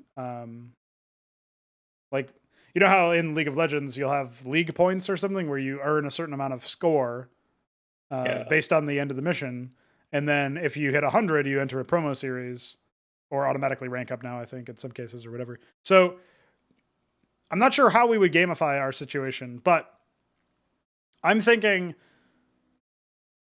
victory counts for the most points, defeat counts for like the most negative gain, like the most loss, and apocalypse is not purely a tie. I think I think if you can tie against a really good player, it's actually better than you should be rewarded. Oh yeah, so it'll be like chess in that sense. But what I'm thinking is that if you initiate the, because it's not purely a stalemate or something.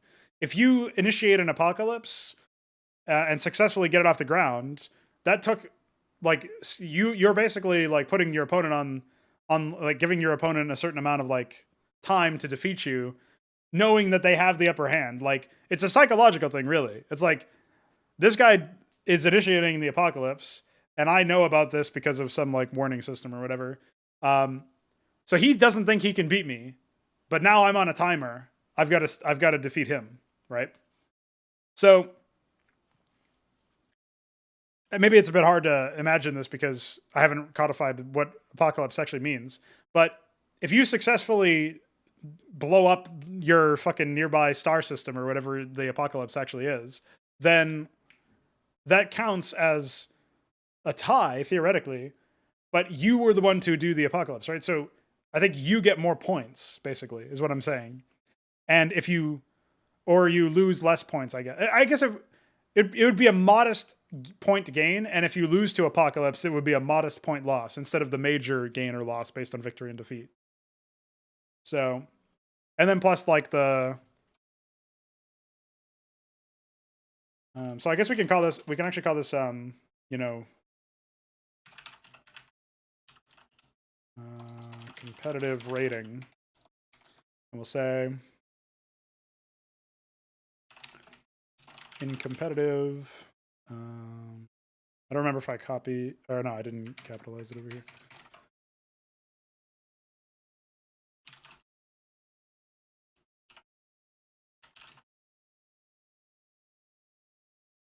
So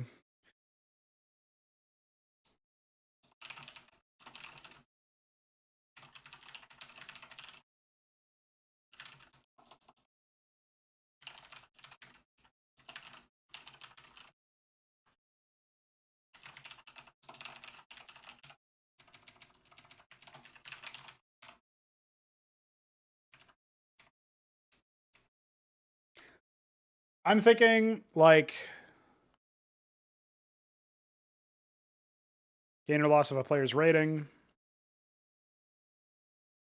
We'll say this, the amount is proportionate to the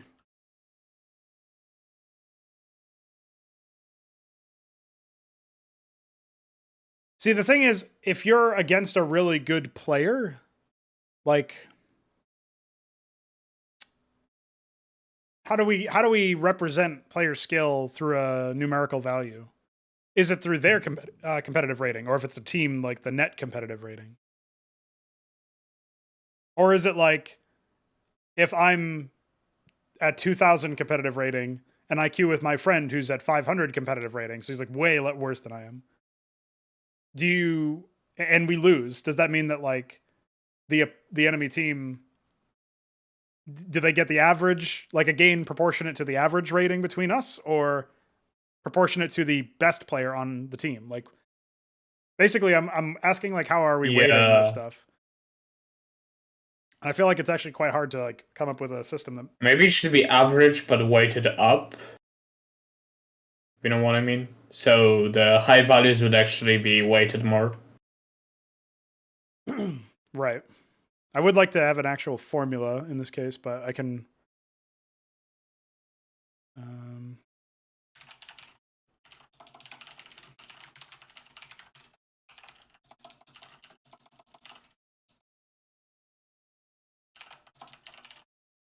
the other thing is, do we have separate ratings for different ladders? Like, do you have a separate 1v1 rating from a 2v2 rating? I think probably. But I don't know. Like, I think it's probably better to have one because then you're not punished for queuing for multiple types. That makes sense. maybe rating gain and loss is more like that. Also depends on what we think the de facto game mode for competitive play is, which I'm not sure there's an easy answer to. So what I'm getting at is, if I queue for 1v1, only I am responsible for being bad. But if I queue for a team game and I lose rating in a team game, then I can obviously offshore some of the blame of the loss to my teammates. I think that creates a natural environment where like the rating becomes pretty rough. I think StarCraft 2 did this in a weird way where they had team rating. You had a team rank. Specifically, if I queue with you, I have a different. Our team has a different rank than if I queue with Balethal. You know. Yeah, that's what they did. Which is pretty dumb, I think. I'm not really sure what else you would do though, because if you just have one unified rating, I think a unified rating makes sense as an internal metric for where you are in the game. But then if we're not using it for anything, then it doesn't really matter. So. And then do we bother with placement matches? Or do you just start out with like a specific baseline amount of rating, like say 1,000, and then We could just do what chess does, I guess, which is basically starting with a value. Yeah, that's what I was thinking too. I think we should be as transparent as possible. To not have like. Yeah, people have so many fucking confusing thoughts about like what might or might not happen in a ranking system because nobody ever publishes it. Yeah. I think the reason why people don't publish it might be because they're concerned that somebody will gamify it and somehow like find a way to exploit the system. But if you can exploit the system, then maybe you should redraft the system. Like, yeah. You know what I mean? For example, the way that you rank up easy in CSGO is by like taking day-long breaks between games. Wow. Well. If you win one game a day, well, if you play and win one game a day, then you will rank up a lot faster than somebody. Like you get basically the games mean more if there's been a gap, which is really weird. I guess that's them testing for consistency across a long period of time, but it's pretty dumb. Yeah. So, also, you have no transparency for like how many points you have, how close you are to a rank up or a D rank or whatever. So, pretty good. Great system, Valve. So yeah, I think in this case, the rating should be public. The way the system works should make sense. Maybe even when you hover over the score, gain, or loss, you can see like how we arrived at it based on the like. If you mouse over it, a tooltip appears with the formula and what values were plugged in. Like we can go that far if we really want to. So that way, like based on these outputs, this is what the input will be. We could also do that, by the way. We could do that before the game. So if you're in the lobby and you care, you might mouse over something that shows you this will be your gain or loss depending on if you win or lose this match. Yeah. Because the formula is if the only inputs to the formula are rating, and we don't weigh it at all based on like match time or individual skill based on like stats that we gather, like you killed 1,000 units. Oh, obviously we can't really do that in this game because you might be fighting a regency that has 1,000 units in the first 10 minutes, or maybe you're fighting a regency that has 100 units in the first 10 minutes. You never know. Like, it could be anything. So we can't really do that. But we could do like resources killed or something, like resources worth of units. Yeah. Would there be a separate draw option in case neither player is able to initiate apocalypse and both do not have the abilities, resources, town halls to build? No, I think in such a case, something horrible has happened. It's been an utter clown fiesta, and it's time to start killing each other with workers or something. But I guess if you have workers, you should be able to harvest. I guess if you only have buildings and no way to produce units. I don't know. I feel like with I do feel like we cover most bases in these. with infinite resources, it's kind of hard to do that. Yeah, with resources that don't expire, you mean? Yeah, but I could see a way where like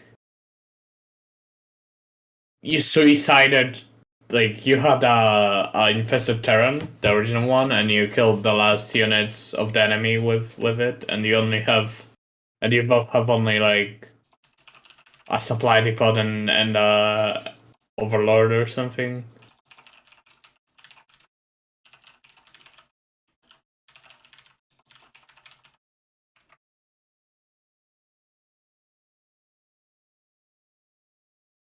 Well, yeah.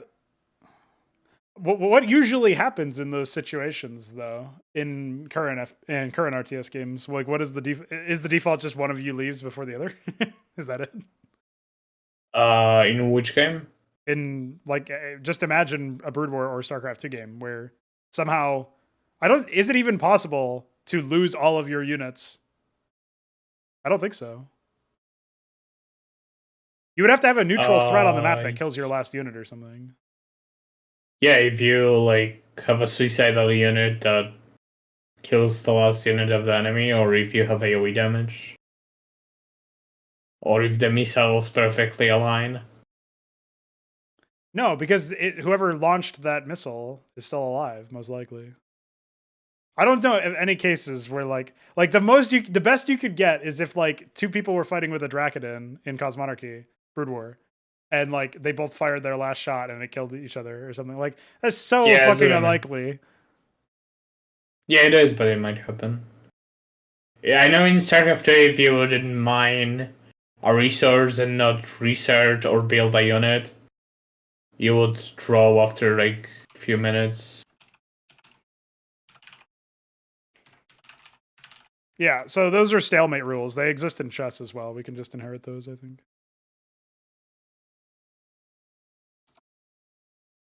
This is what StarCraft had. I didn't think Brood had any of that.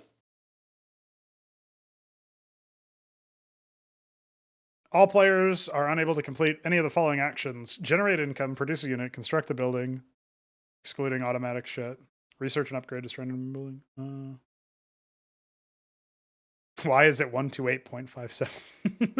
What the fuck? It's because they had the game built around fastest game speed, and then they decided fastest game speeds clock runs slightly faster.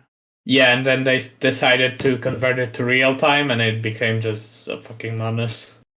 I don't know why they How do you have something that is so fucking broken at a fundamental level that it breaks the time, that it causes you to have fractional values for your clock? Like, what is wrong with Blizzard?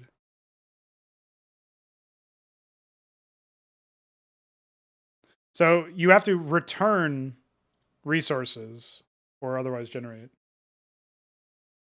What's up, James? So you must gain money, produce a unit, complete the construction of a building, or maybe initializing. Why does it say damage but not starting destroy? a construction, from what I can tell. Yeah, it must be starting construction. But, fighting units doesn't count for some reason. What? I wonder why. Oh, that must be because widow mines can't target buildings and liberators can't target buildings. Ah, man, what a fucking disaster of a game. So there's entities in the game that cannot target buildings.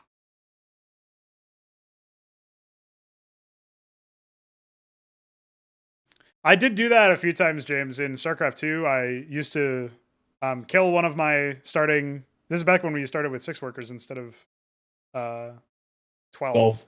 I killed one of my starting SCVs and then would load the other 5 into my command center and just fly into a corner.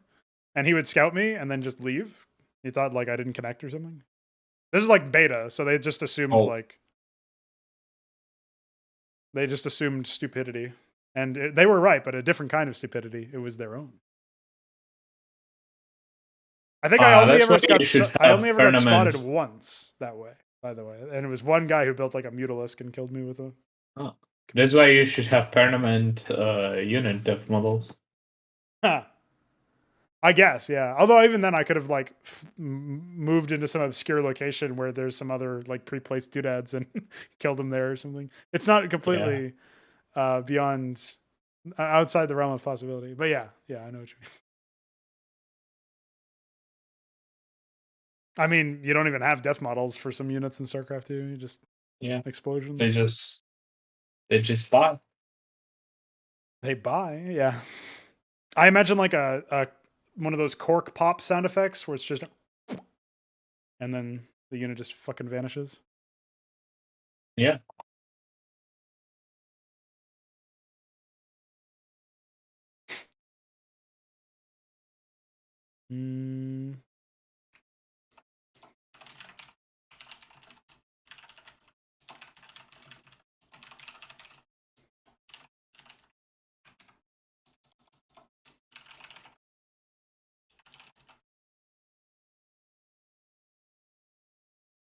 So it's produce units, destroy enemy units, generate income. What was the other one that they did? Upgrade we don't care about. Yeah, so we can just say produce units, destroy enemy units, or generate income. A stalemate will be issued and no competitive rating will be awarded. There you go.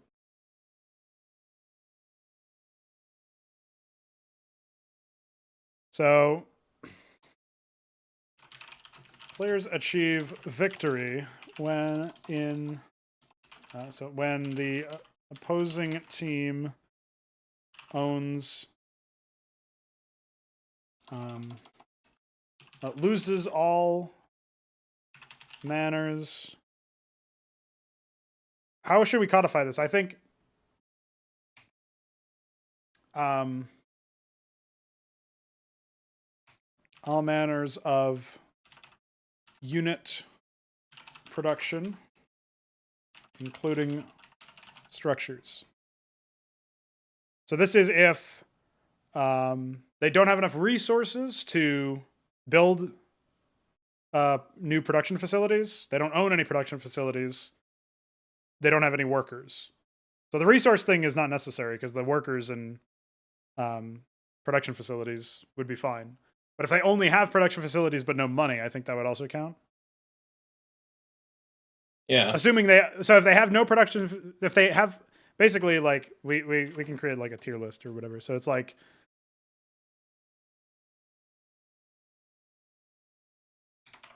we'll say when the opposing team has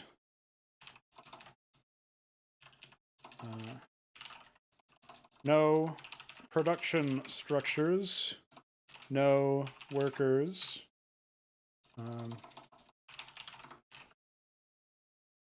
no resources. No workers and no resource depots, I guess. If you have like 10 workers, but you have no money and no resource depots. Yeah, so that's the thing is like two of the three have to be true, right? If you have no production facilities and no workers, so I guess it's specifically. I don't even think we need to say depots. I think we just say resources. So if you have no production structures and no workers, it doesn't matter if you have no resources because you can't rebuild the production facilities.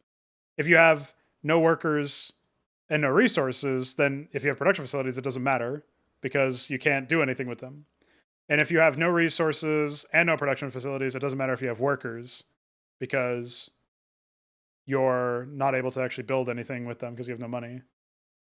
Well, I guess specifically if you have no workers, or sorry, if you only have workers. No, yeah, that's still true though. So Yeah, you can. it's a logically true statement that if 2 of the 3 are true, then Yeah, you cannot but win. you have to know that resources also mean valid resource depot, I guess. Because that's technically also true. So you can have no resources, but you can have a resource depot, and you're still in the game. Yeah, so no resources and no way to generate income. Yeah, And that would fit the bill. So yeah, that makes sense. so players achieve victory when the opposing team when 2 of the following 3 statements are true for the are true. For all opposing forces, I guess. Yeah, that's right.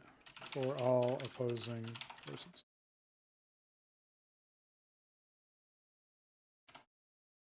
Yeah, that's nice. The team has. Okay. So this way, it's like very clear cut. This is how you achieve victory. This is actually what I would do in Brood War now, by the way, but it's a bit difficult to check that. Like you basically need to synchronize the defeat conditions with. I guess you could probably do it in AI script or something, so it's not impossible. But I guess you should actually move the description to defeat, and victory would just be victory occurs when every opposing force is defeated. oh yeah, I guess so. So, players are defeated. We'll say teams are defeated when 2 of the following statements are true.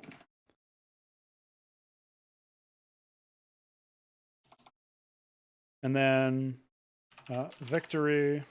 Say teams are victorious when all opponents are defeated. You can tell why like this doesn't really make sense to separate them out into like specific categories. So this is where we'll do this. Yeah, that makes sense. And then we can do the stalemate description.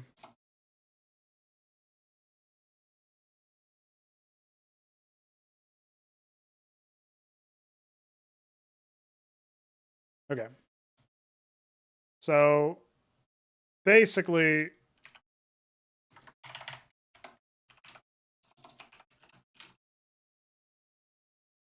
we can do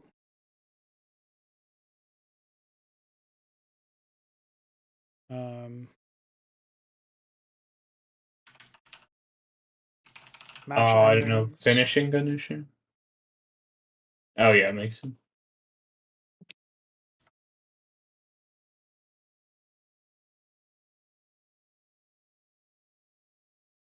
Well, I guess competitive rating is discussed.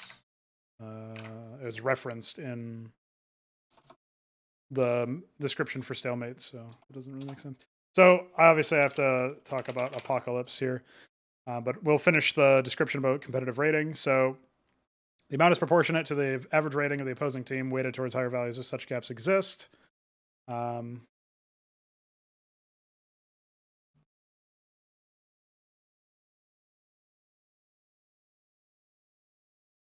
So we still didn't discuss whether or not like we should actually have a team rating as opposed to a player rating. Or should we just reduce the gain and loss to individual rating for team games?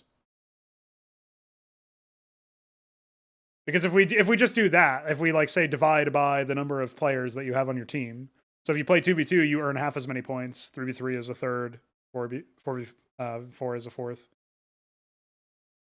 That would mean you'd have to play way more team games to actually advance in your ranking. Yeah, but as a result, you just adjust the scale. So if you're going up against a team, well, I guess because you're not doing team rating, so that wouldn't work either. Because I was gonna say that means if your team rating is like 2,000 and you started at 1,000, you know this team has won a fuck ton of games. Because that number the gain of 1,000 takes longer to achieve in 4v4. Right. I'm just trying to avoid situations where players feel like players play a game and they receive a loss, and maybe they did actually play as well as they could have to a higher level than their teammates, but they still get the same loss that they would have gotten if they lost entirely on their own terms in a 1v1, because that will breed toxicity in the ranks of the players. Like, it's just a natural thing to get frustrated at that if your teammate actually is a loser in that sense. So I do want to have a system that accounts for that, which is why I think, like, Yeah, probably having like an in-game rating for how successful you were would be the best option. Because then if you were carrying your team but you still lost, you would actually gain something from that. yeah, so if you only play 1v1, your competitive rating and individual rating would be the same, I guess? Or is individual rating a different scale entirely? Because if your individual rating... So, Night of the Realm is arguing for an individual rating that is the same, like a competitive rating or something that applies to you as an individual, and you see that improve over time. I think it might be better to just have a match rating where you see how well you did according to our statistics. But then that does put an onus on us to calculate a really strong formula, a very robust formula for... Yeah, I think it would be nice, very simple and robust to have one rating. But then your competitive rating is attenuated. The gain or loss is attenuated by how well you actually did. So if you... I think that in theory, if you don't do much but your team wins, you shouldn't get the same rating boost that somebody else did. I think that's fine, because you weren't as, integral to your team's success. Isn't having two ratings too confusing now? I'm not saying that this rating would be long term. This is a match rating, a calculation of how good you are in the game that you just played. So a specific single game. And so you'd be able to see that. I see. So okay. And if that rating is low, that means you had a low impact rating. We could even call it that if we want. But I would just say match rating. So there's a competitive rating, which is your rank, and then a match rating, which is your performance in a specific match. And that is individualized. So that is, how often were you threatening a player, or like... Yeah, and should it actually be compared to your like usual performance? Or should it be? I don't think making it a stat that you put on the rest of the profile makes sense, though, because your competitive rating should be your actual rank, and that should be cognizant of your skill. What I meant is, like, if you perform better than usual in a game, should that be a metric that you were that you should like progress, or should it like, if you were the player that was most useful, should that be the rating for progressing? That makes sense. Oh, I see what you're saying. No, I think your competitive rating is the competitive rating that your team earns for defeating the opposing team is only subtracted from by your individual rating if you're below a specific baseline. I don't think going above and beyond. Right. Really, all we're trying to do is it might not even make sense to present it as a like a skill rating. It's more like, in my head, it's almost more like, did you compete with your opponent? Like, were you actually able to compete? Like, so again, we have to figure out how to calculate this. But if it's in a loss, right, then the loss that you get is subtracted by how competitive you were in the game, right, in the match. Whereas if it's a gain, if it's a win, if you win the team game and you weren't very involved, then your match rating actually subtracts from the gains that you would have gotten. And then if you just were at baseline level, at least, and the baseline would be maybe not generous but reasonable, for your match rating, if your match rating was at baseline or better, then you're not going to receive any penalty to the competitive rating, but you'll never receive a bonus, is what I'm getting at. For a win. Sense. For a loss, your competitive rating loss will actually be attenuated by how involved you were in the game, I think. A concern does strike me here, where you might trade a player, and through no fault of their own, like they stalled for as long as they could have, and then they got owned by like a gang up, or like they were up under attack by 3 players or something. But then their team still wins, or eventually loses or whatever. Like, so we have to make sure that when that player is out of the game, which can be tricky to calculate in and of itself, we should stop calculating their match rating. So their match rating should be representative of how long they were actually in the game for, basically. Is kind of what I'm getting at. So and that's tricky to find, because maybe they are severely reduced and they only have a couple of units left, but they still like maybe attack with those units at some point or whatever. I don't know. No idea, right? So yeah. So that can be kind of tricky to infer, because they might not be able to do anything in the game at all, and that would negatively impact their match rating. So it does get very tricky, but I like the idea of reducing the penalty for a loss at the very least, if you were involved, you know?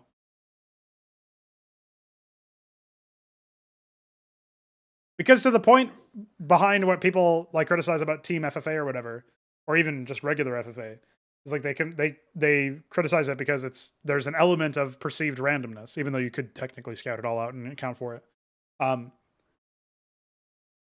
There are some cases where you could lose a game because you got ganged up on, as opposed to because you lost in a more fair fight. So, as a result, I think that makes some amount of sense to criticize, but the same thing can happen in a 4v4 where 3 of the enemy team gangs up on 1 of the enemy team. And I can sit here and say, should have scouted, should have accounted for that, should have maybe fought against that, you know, yada, yada, yada. But I don't know that is very useful or comforting to a player who feels cheated by, right? Now, ideally, I can just convince enough players that that's just comes with the territory of team games, and they won't get super upset by it. But at the same time, like, they weren't given an opportunity to play the game. So you know what I mean? In FFA, in short term, you can feel like you were cheated on, but I think long term, if you're a better player, you will just consistently, like, win more matches, basically.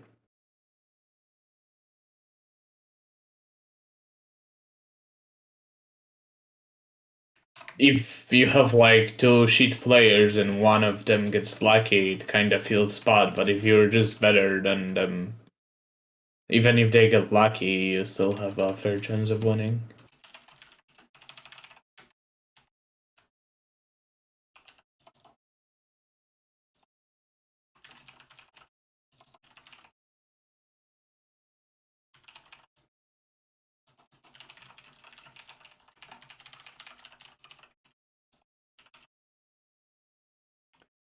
See you later, homie. Thanks for hanging. See you later.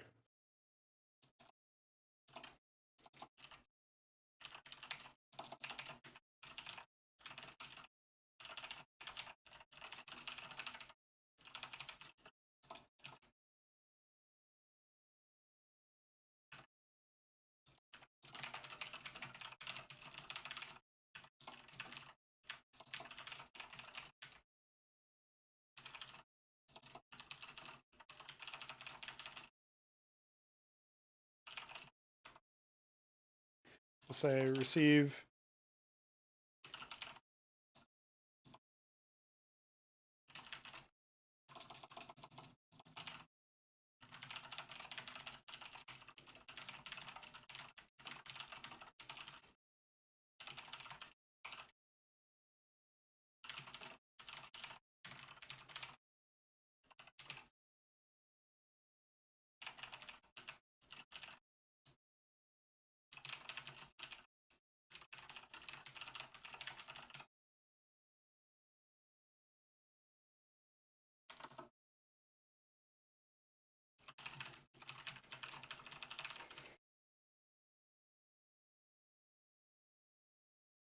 I guess that makes sense because you have to invest into it. Yeah. But I feel like you should probably gain half too. Yeah, you gain half the competitive rating they would have Oh, gotten from the okay. victory. Okay, I missed it. I thought you said I thought you wrote like full. Yeah, that makes sense because you are actually committing resources into it and actually have to fund it. It's not really a stalemate as much as it is like if I'm going down, I'm taking you down with me. But I still have to do all of this other work to make sure this happens. So Yeah, it's not like you just press a button and tie. But on the other hand, the second player also has to like be proactive. But yeah.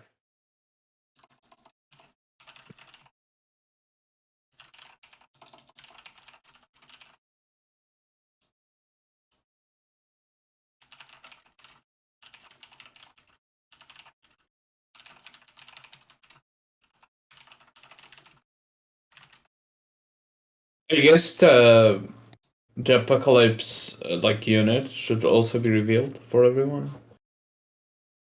I think maybe a vague location or something. I'm not sure. I don't know if it should be revealed at all. The timer will be pretty generous. It'll probably be like 10 minutes if you only have one. So I'm not sure. We'll definitely do a lot of testing on that because this is something that I think like this will count for half of a match win. If you were in my head, I'm thinking this is like half a match win in the pro series in the pro scene if there is a pro scene.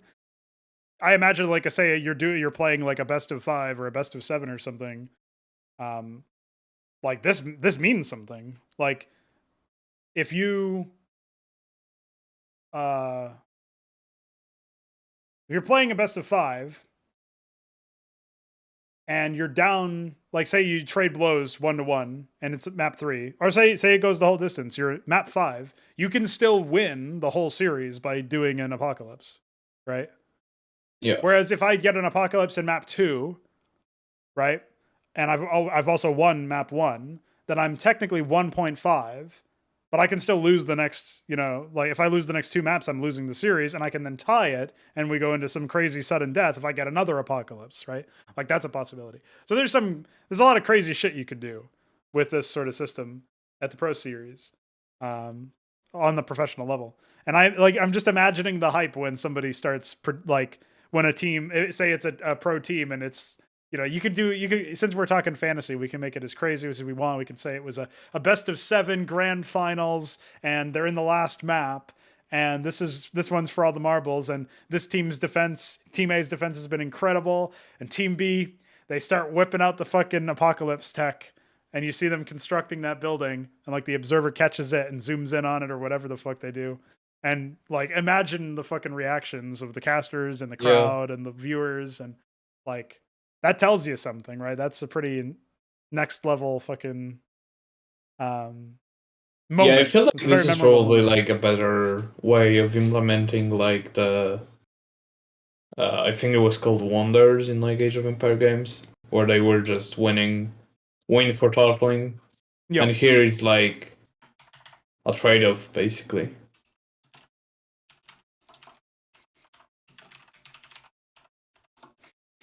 Yeah, I think that's basically like I'm giving another victory condition, basically. Another end condition at the very least.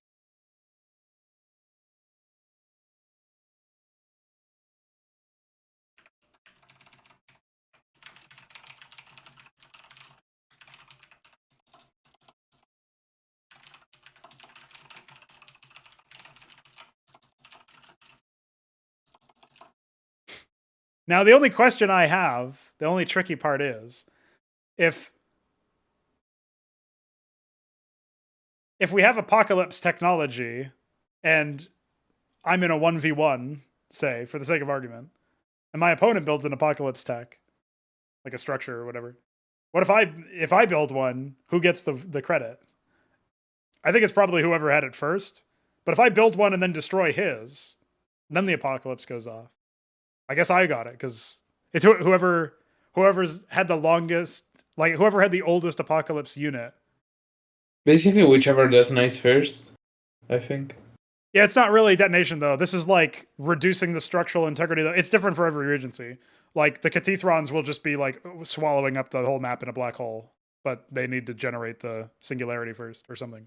Like the Antikythera will probably be like some ridiculous bomb. Thruk will just be like absorbing the entire like crust of the planet that they're on or whatever and ripping it apart, something like that. Yeah. It'll be interesting because that means we can have custom apocalypse like animations or whatever. I imagine it would be like a center view on the apocalypse device or whatever it is. Yeah. When it happens, so you get a nice little view of either your apocalypse or your opponent's apocalypse stuff going off. But anyway, yeah, like basically what I'm getting at is whatever the case is, like at least I think this will be the case for most regencies. It might be something we want to do for all of them. But maybe some regencies will have different apocalypse tech. Like maybe the Antikythera one is a bomb, but it goes off in, half the time as a normal apocalypse device does, and it's more expensive. Meanwhile, I think most apocalypse technologies it'll be like filling a progress bar, and if you lose one of your apocalypse, like if you lose all apocalypse technologies and then you rebuild them, the progress bar doesn't reset, is what I'm getting at. It'll be like I was like talking about. So it's like, yeah, makes sense. If you're weakening the structural integrity of the planet, like. And if you have two devices, you just have like double the speed. Yeah, that's what this line here. Where You it don't says, you don't get anything like instantly. You have to like hold it for a while for it to be beneficial.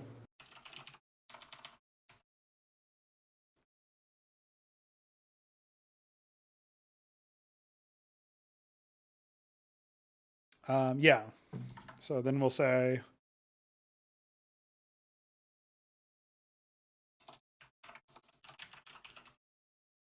Instead of initiate, we'll say perform. Would be funny if one of the races would just have the label of the best apocalyptic race. Yeah, like they have like the best technology for it or something. Yeah, that might even. I mean, if you had something like that, you could imagine that. That might even be a factor in why like pro teams would incorporate it into their composition. Or something. Yeah. Don't the Githrovians like want to tie stuff? Githrovans want to safeguard the whole setting, basically. Yeah. Then there's Gadamemter who wants to like have as much of the environment. Like he's a museum holder of unique things, basically. So, like maybe the Githrovian technology would be just to put the entire thing to stasis. I guess that could be an interesting avenue. That could be really cool from a narrative perspective too. Because could you imagine like a world, like a planet that is transported to a pocket dimension and frozen or something, or something crazy like that?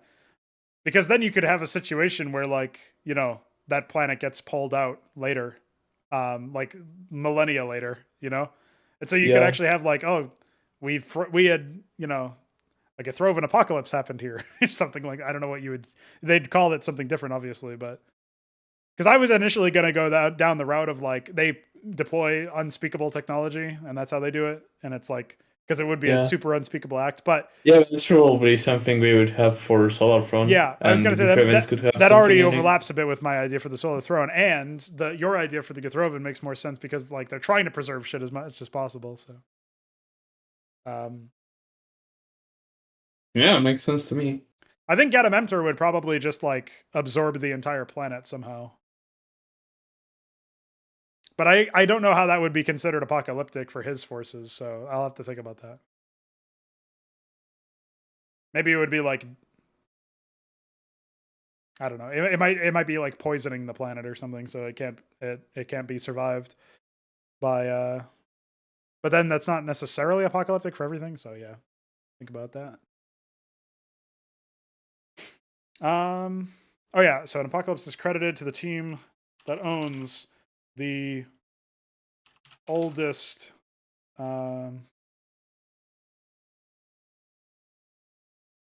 See you later, roller skates. I say the longest standing apocalypse technology device upon the count timers conclusion. I will be able to elaborate on this a little bit more later, but this is just like a note that tells people that I've considered the weird edge cases where like I blow up your apocalypse device, but I have my own. I think they'll just have independent timers, so that probably won't be that big of a deal. But if you have like a mirror matchup and you're both have the same, or it's a team where there's like, and Sifi on both teams, and they both have apocalypse devices out, and they are not individual in nature, that would definitely be an issue. But that would be a legit strategy if you wanted to like inherit somebody's apocalypse device. You would build your own that does the same thing, and you'd wait till the timer comes to a conclusion and then kill theirs, like launch an assault on theirs and blow it up. That could be a neat little I see. So thing you could do if you wanted to steal technically, if the enemy has the like almost completed the matter, and then you destroy it and you make your own. Yeah, that or is if like you, newer than theirs. You wouldn't even necessarily reclaim have the to. timer. Yeah, it could work out. It could do that. You could do something with that. It could be interesting, yeah. So we'll do a little bit more thinking and talking about match rating later. For now, I think that makes sense.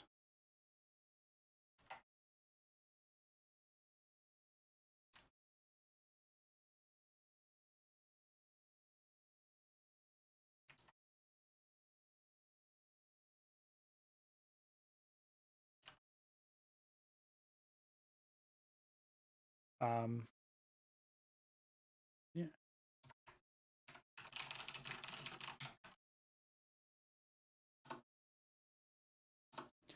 Okay, so maybe the Gata apocalypse would be something like corrupting the intelligence in the planet. So, like, basically every mind would be unusable after the apocalypse. Would that make sense? Yeah, I guess that could be it. So it would be a combination of like seizing control of everything, but in a way that like breaks. It's no longer useful to them, yeah. Yeah. Because I was planning on having technology where a disruptive element could basically do like what the Empress does about zombification in Cosmonic Brood War, but it would be more like instant control, but it would self-destruct the unit after a certain amount of time.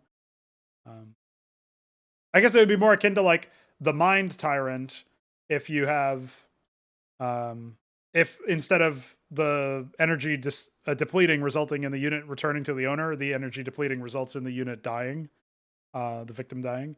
It would be something like that for Get a Memter. Either that or they just become hostile to everybody, because maybe that could be like madness or something. Yeah. That could be kind of interesting if we do decide to decide to codify the stat of madness somehow. Because I think the Colopoazos more interesting apocalypse we have, the more like more interesting lore we can add in single player.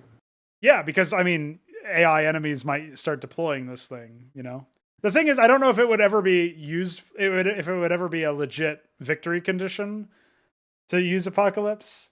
Like, probably not. But there might be some missions where you're all those missions, yeah. Yeah, you're tasked with doing it. It feels kind of like. It feels kind of cheap to make it so that you can't like. Also, what will you do if in a mission you actually do apocalypse? Like in a campaign mission? That's what I mean. Is like I don't think it would make sense to be victorious there.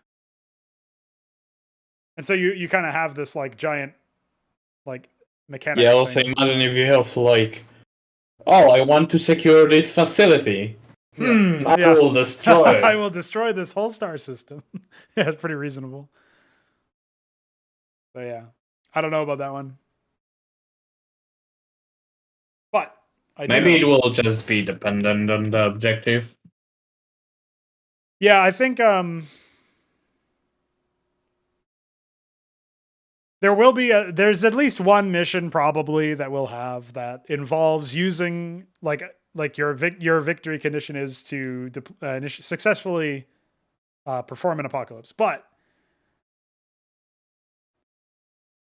it would probably be an apocalypse that doesn't blow everything up, and it's more like a preservation thing, like the Githrovan thing, for an example. And it would be pretty desperate whenever it happens. But if you recall the planning I had for the Cosmonarchy Brood War campaign, where there were Protoss and they were gonna crash a moon into a planet by accelerating, like destabilizing its orbit. You could imagine a situation where if you were playing as that character, that was like that was holding out on the surface so that your allies could do this moon maneuver. Might actually be kind of interesting if, like, maybe in such a situation, like, it doesn't matter if you weaken the structural integrity of the planet or something. It's actually preferable in that sense. So yeah, now your mission is hold out long enough to perform an apocalypse. Like, then it's thematically sensible. And you still have to play an RTS in order to do that. Like, you need to expand and progress down the tech tree far enough to gain access to it. It's probably like a tier 8 thing or something. And you also need to have enough money harvested from bases to build it in the first place. And then you need to have enough money to, ensure its defense by training armies and stuff. So I think it makes a lot of sense to add in, basically.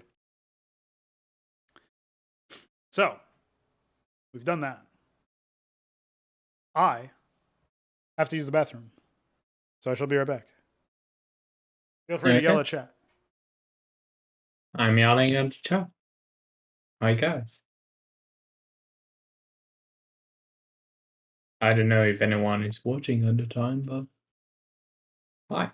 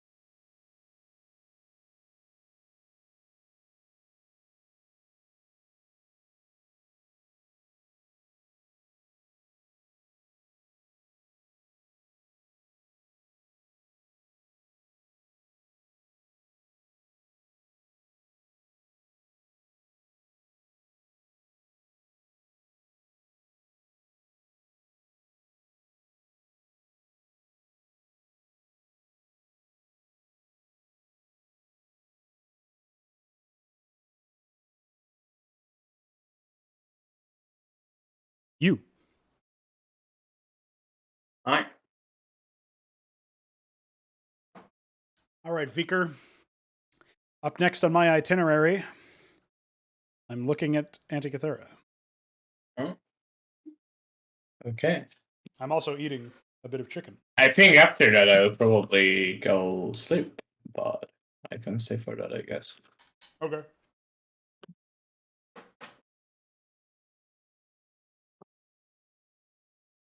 So, what should I be looking at? Holy shit. It's the first time I've seen that menu. Oh, you haven't pulled. You sure about that, homie? Did you do something Yeah. just now? Oh, maybe I haven't pushed. That might be the thing. Yeah, I pulled earlier before I started the stream, so. I see.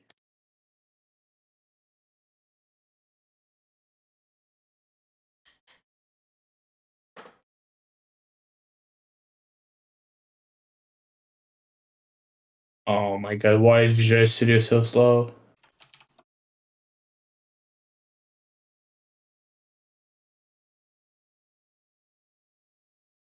Oh yeah, I think I haven't pushed.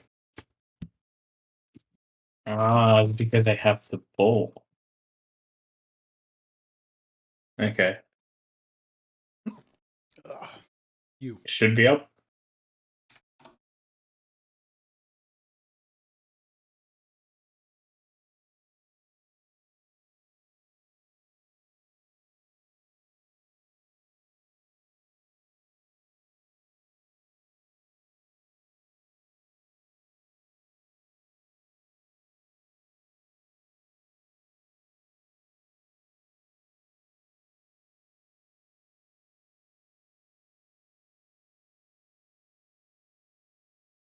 Well, I have attempted to git pull both in the Cosmonarchy folder and the Antikythera engine folder, and neither are working. Okay, so try rebuilding. I think Visual Studio is sometimes dumb.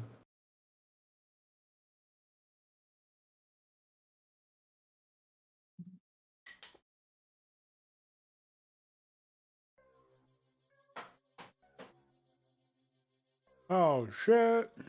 Oh yeah. Yeah, so basically I have like a placeholder mini.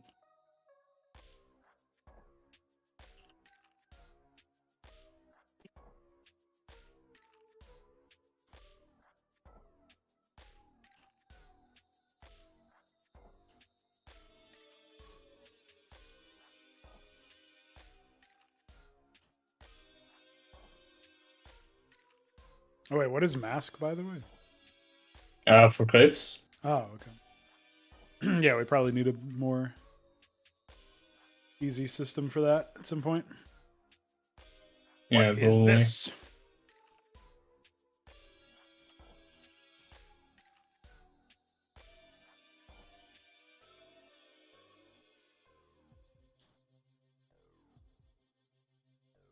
Is it a legal shape? I don't know.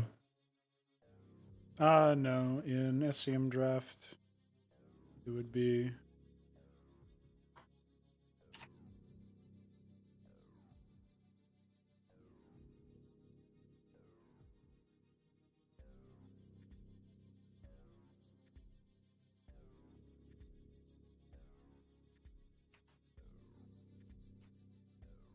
That.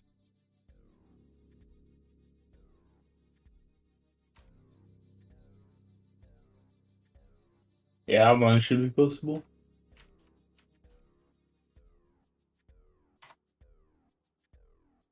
So basically, this would be. Oh, wait. Let me see.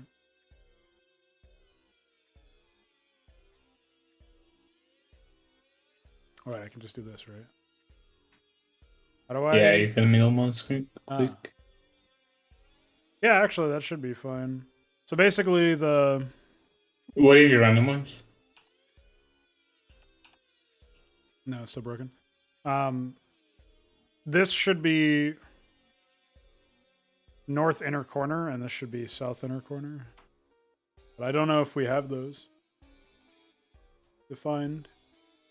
Yeah, Avalanche should be working. Maybe it's not properly defining the depth for that tile.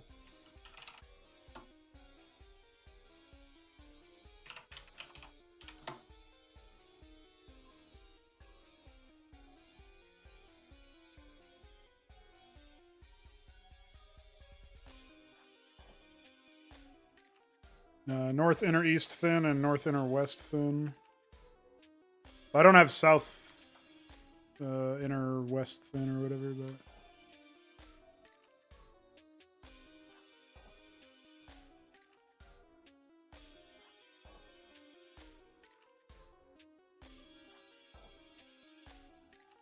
Yeah, I'm pretty sure if you draw that shape with dirt cliffs, it would work.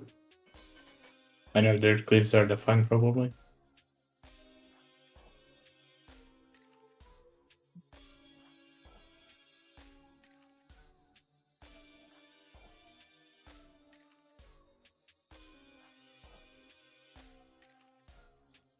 No, that won't work for sure. I know that's broken. But try dirt cliff, balance cliff.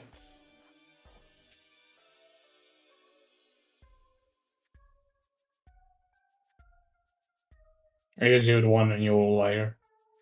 There's none on the map right now.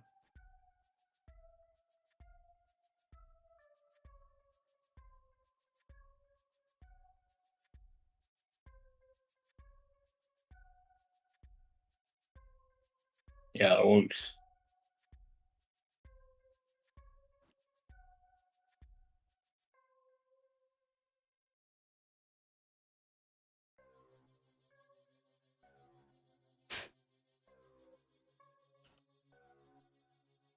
Gas is actually not bad. Do I look like Andrea Rosa to you? What the? Well, I don't know what that is. Doesn't happen anymore when I'm re-randomizing, so that's pretty good. Oh yeah, there's a bug where if you left click, it will sometimes randomize.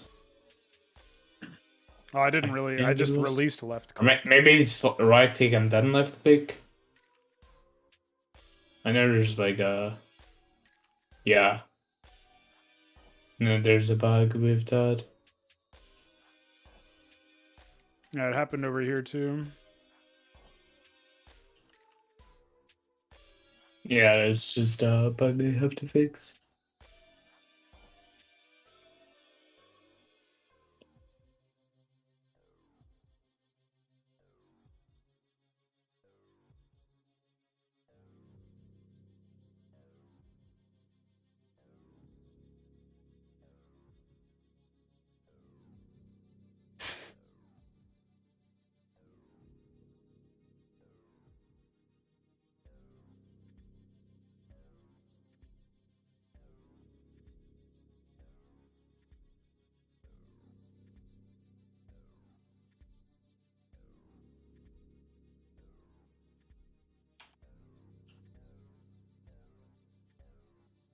Maybe if you'd recolor that, maybe that would look nice.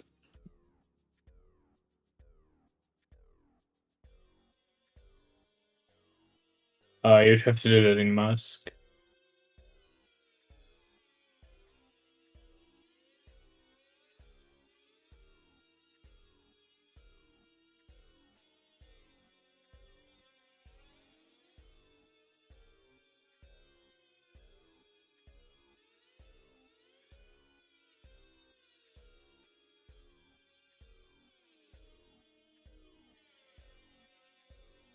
Looks fine.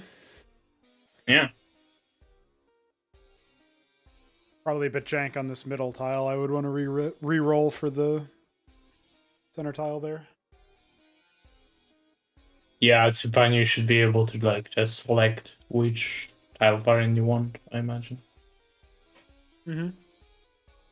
You just like right click and choose.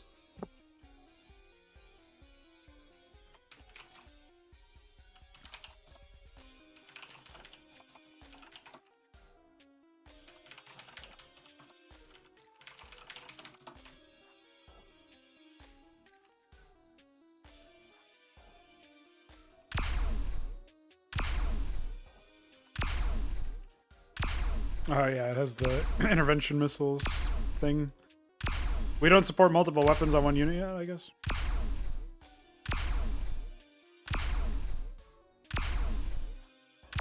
No, we do. Aladdin has it. Oh, I guess you mean. Oh, yeah, I know what you mean. You can only have one weapon, yeah. Right now.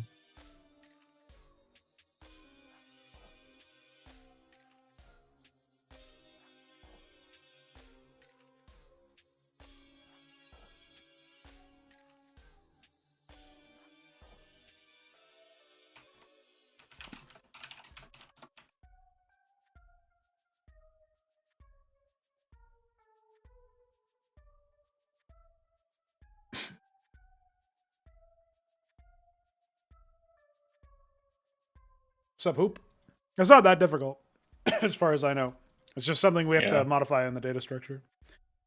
Check out my air unit pathfinding.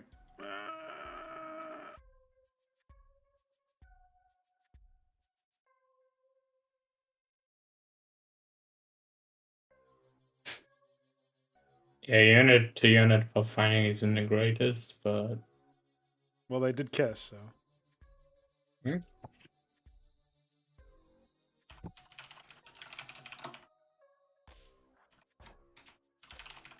Can I not do quantity? Or is it? No, you cannot.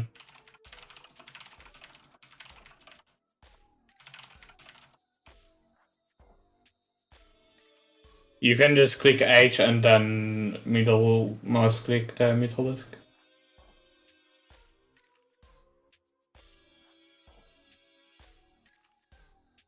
Yeah, well, our unit-to-unit pathfinding is flawed right now, which is the main issue. But basically, the air unit pathfinding is to actually make air units use the same mechanic that other units do. That does mean that our fighters are going to be smaller than Brood Wars, most likely. Like, I imagine Mutalisks in using this system would be like 70% the size or something. They'd be much smaller. They'd be like the size of an Athracore. Maybe a bit smaller. Their collision would probably be the size of the Nathracore's current collision or smaller, at the very least. So their physical outline would also shrink a little bit for readability's purposes.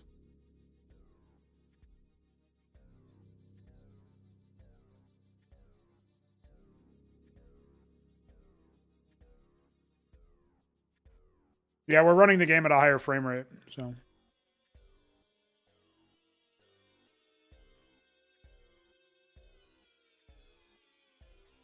Like it's not playing. I think every default animation is 2 frames per second. Like the fastest you'll get is 2 FPS for the animations. This is so we're technically running this game. The animations are running twice as fast.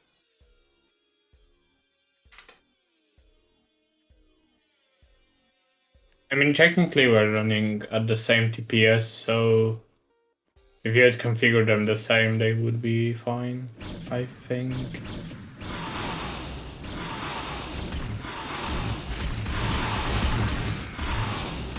Fuck! Get out of here. The Mutalisk attack can actually bounce back.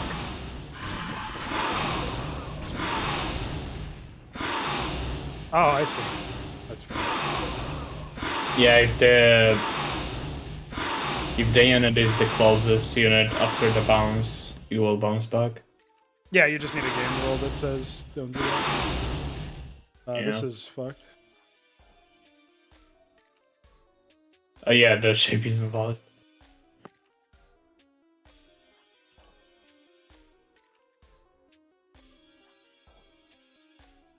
It's still broken at the bottom.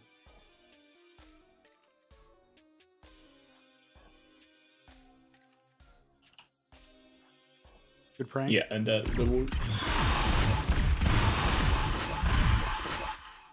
Owned.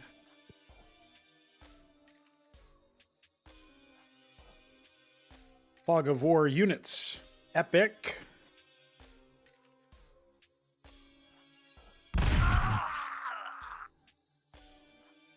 Oh, animations. Oh, no, never mind. Just taking a while for me to lose vision. I still had tracking. That was weird because I still had tracking for 2 seconds, but the health bars disappeared at a less didn't disappear instantly, but also didn't disappear at the same time as tracking. So That's probably because they were revealed after attacking you. oh.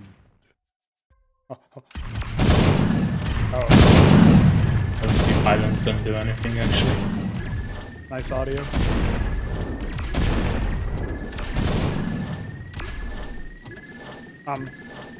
What?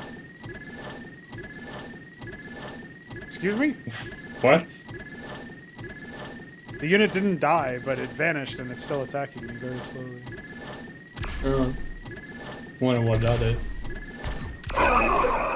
Good bit.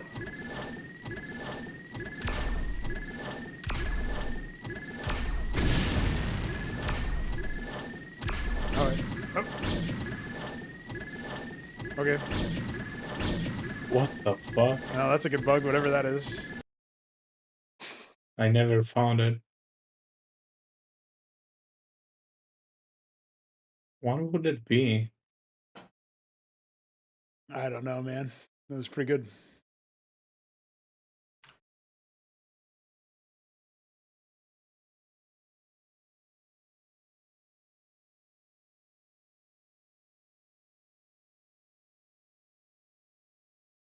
A gut unit, but not as good as an oct.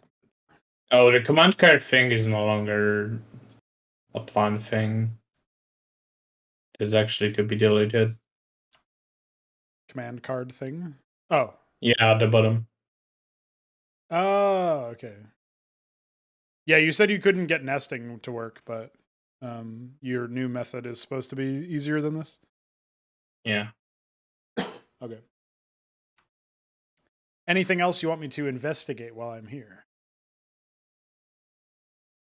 I don't think so.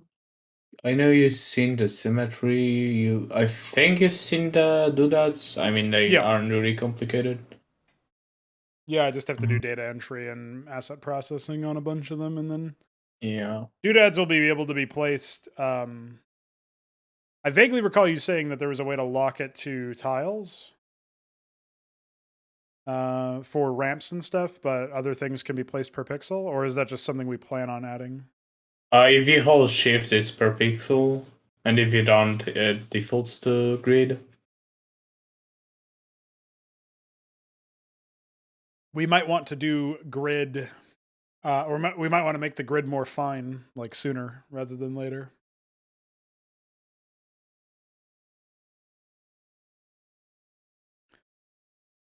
We talked about how we wanted the like a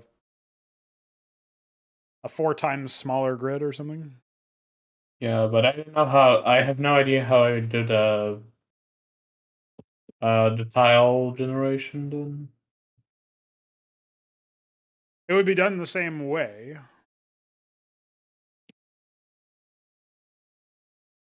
So basically, when you click, you would occupy the same amount of space, but you'd just be able to offset your clicks, your tiles, by micro fragments or whatever,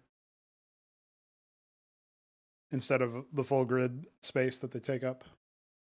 So it would be like, I'll just do something in Photoshop real quick. Yeah, but I don't think it's that easy to program. I have to think about it.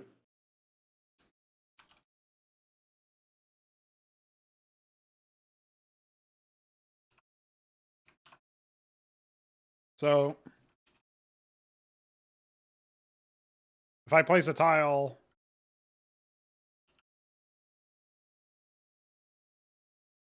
so like this is our actual grid, right? If I click here, then, well, I guess, yeah, we don't know what the offset would be, because you can't evenly divide that into something where it's 3 I mean, I times could as big. probably easily add whole layer offsets, but that's a bit different. Oh, yeah, maybe that would be fine.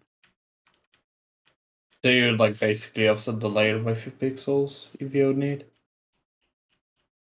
I feel like that's clunky, but it's easy. I don't know. Have to think about pathing then. Yeah, I was gonna say that seems like it would be more complicated for pathfinding. I mean, both approaches are hard for pathfinding, or equally hard. I mean.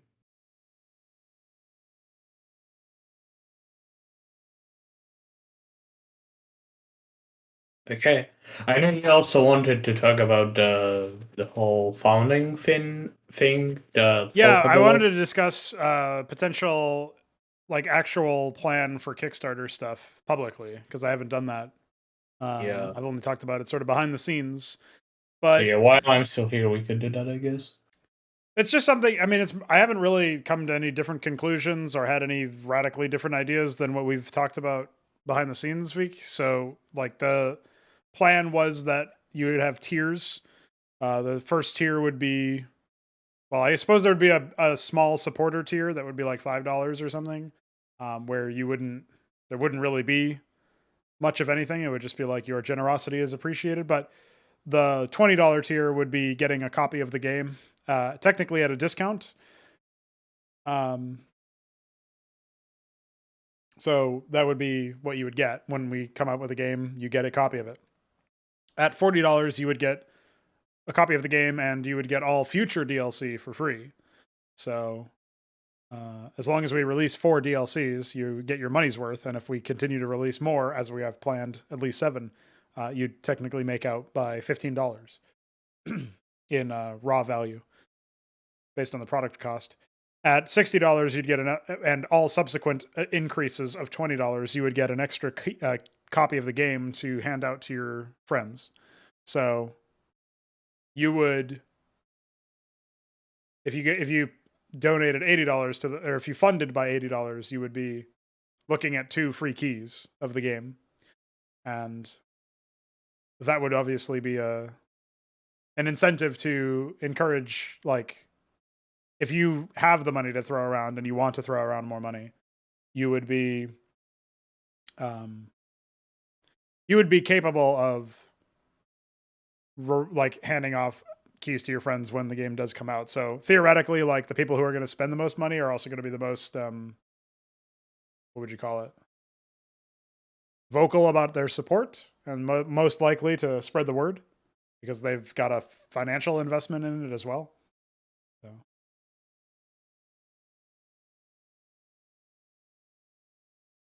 I don't know if there's really anything else to discuss behind that, but besides maybe earnestly looking at the websites that are out there, because maybe Kickstarter isn't actually the website we should use. I'm not sure. But licensing the game engine is a question Hoopdora has. I think people who want to use the game engine for their games, if we know them, we're fine with them doing that. But we don't feel like it makes the most sense to actually maintain an open source version of the engine, the full engine, because to do so, like, the logic that is specific to the games and not like just a feature of the engine is so closely tethered to the engine that it doesn't really make sense as an open source project. I guess we could we could give you the Cosmonarchy source, and you could learn from the Cosmonarchy source, but having a version of the engine that doesn't have any game specific code in it seems unlikely. Like, I don't think we would ever have a version of the engine that does that. So, Yeah, this game engine is not like Unreal. It's not like one solution fits all or yeah. anything. It's not very uh, like it's not designed to be modular because modularity comes at a price. So both in the dev time and in like performance. Yeah. So yeah, I don't think we would bother licensing it out. It's not like a we couldn't ever pitch Antikythera as a product for people to purchase a license to. Nor do I think really there's any value in that approach from a market share perspective.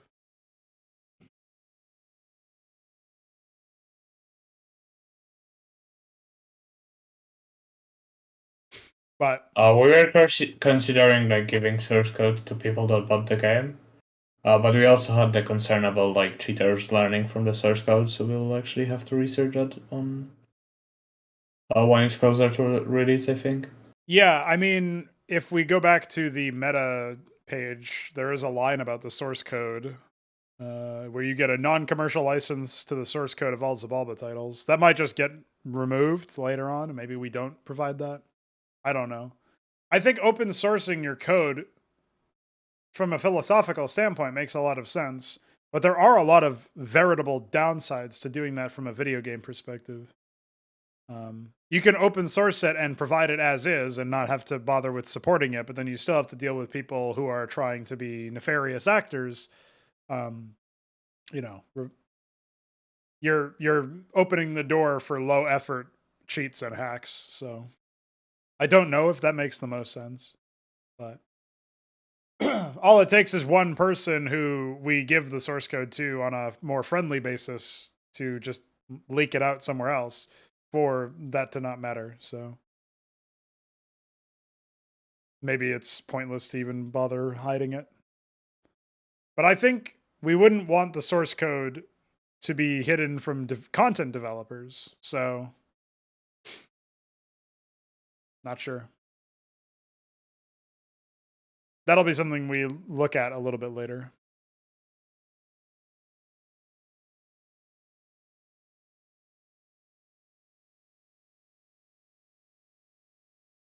So, with that being said, I'm not really sure about a funding campaign. I mean, we crunched the numbers earlier, and I only really need about $1,200 or so per month to get by, which isn't really a lot, but in order to get that amount of money working on stuff that's not related to this, that will eat up a non-trivial amount of time. So any sort of crowdsourcing campaign or crowdfunding campaign would have to account for that, plus the whatever the other team members needed for paying the bills. Plus, I think there's actually like a contract type that is called like B2B, which is basically that one business helps the other. So maybe actually that would be something we could consider at some point, where we would like help other companies code games or something for money. oh, I guess so. We would basically be a contractor as a business or as an organization instead of yeah. Yeah, I'm Instead of currently individuals. trying to earn some savings that hopefully will be enough for a while, and then maybe after we are a few months into the development and we need more, we could consider the B2B thing.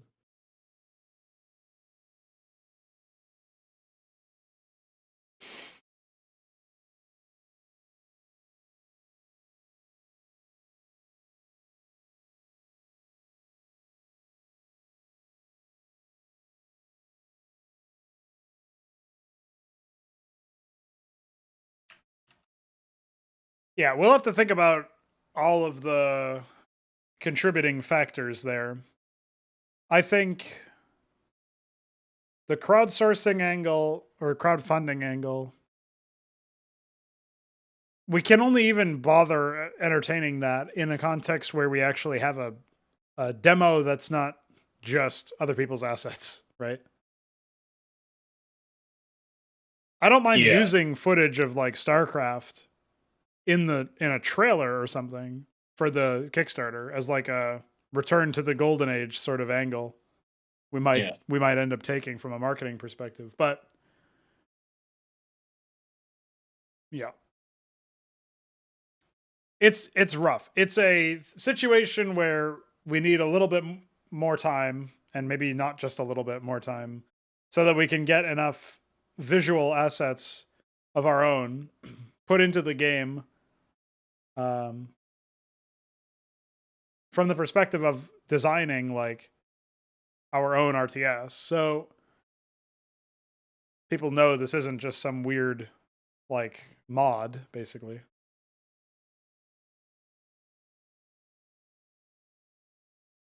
So yeah, I'm not really sure what the path forward for that front is, but I know that we need, or I need, capital, just so that I can keep going. So I have been trying to grapple with that, and I'm not really sure what resources are actually available to me. I don't think there's anything related to starting a small business or whatever that would give me like a grant or a temporary loan or something. But I guess I could probably look into that. Yeah, I know there's a thing in Poland, but basically not worth it if we don't make profits. From what I can tell. You were talking about something that teaches you how to do corporate, like incorporate a company or whatever in Poland. I don't know if that's the same thing. Yeah, it's mostly money. I don't remember it was if you were actually getting the course, but like you get like a starting money, but like you still have to pay like you have to pay for insurance every month for company thing. You're basically required to do that, and it's like you need to make profit, so it makes sense. Well, we would be making profits, probably a decent amount of them too. Yeah, but you need to do it like basically monthly, so to like make the bills and stuff for the company. Oh, so it's like an instant flip thing. They're not trying to. Okay. I was thinking of something that would basically be a loan or whatever, as opposed to Right. anything else. But I don't really have any collateral, I don't think. So Right.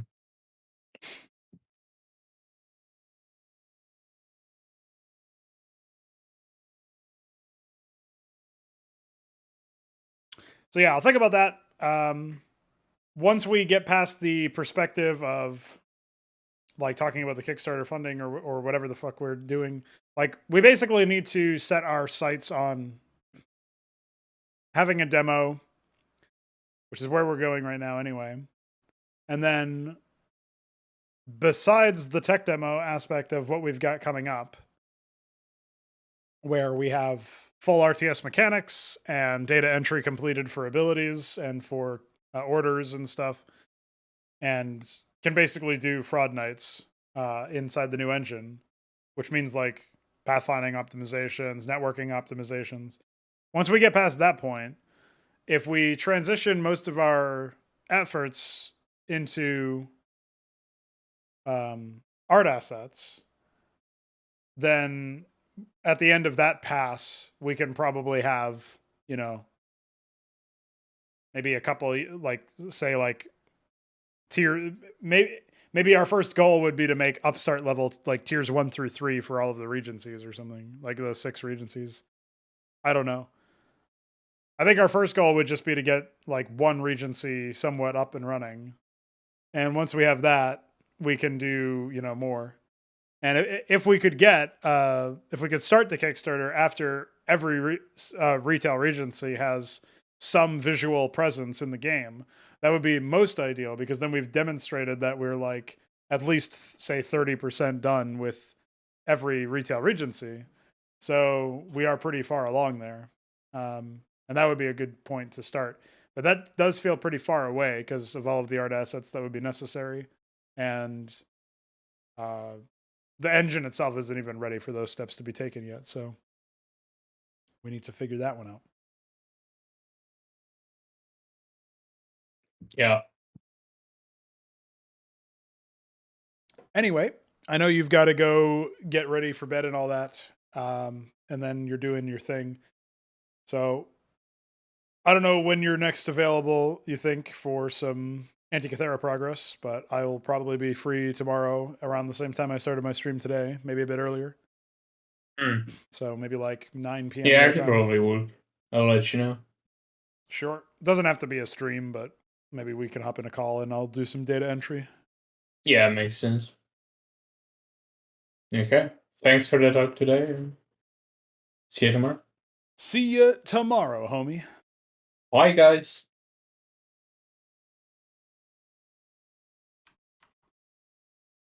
Well, now it's just you and you. I'll stick around for a brief time.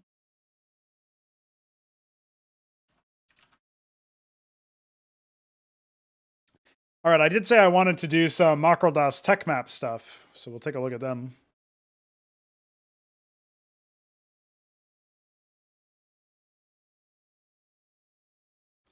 So I haven't shown this on stream yet, but we have a couple of units and we have a couple of buildings. So the Makrel-Daas tech tree or the tech branches are a bit different.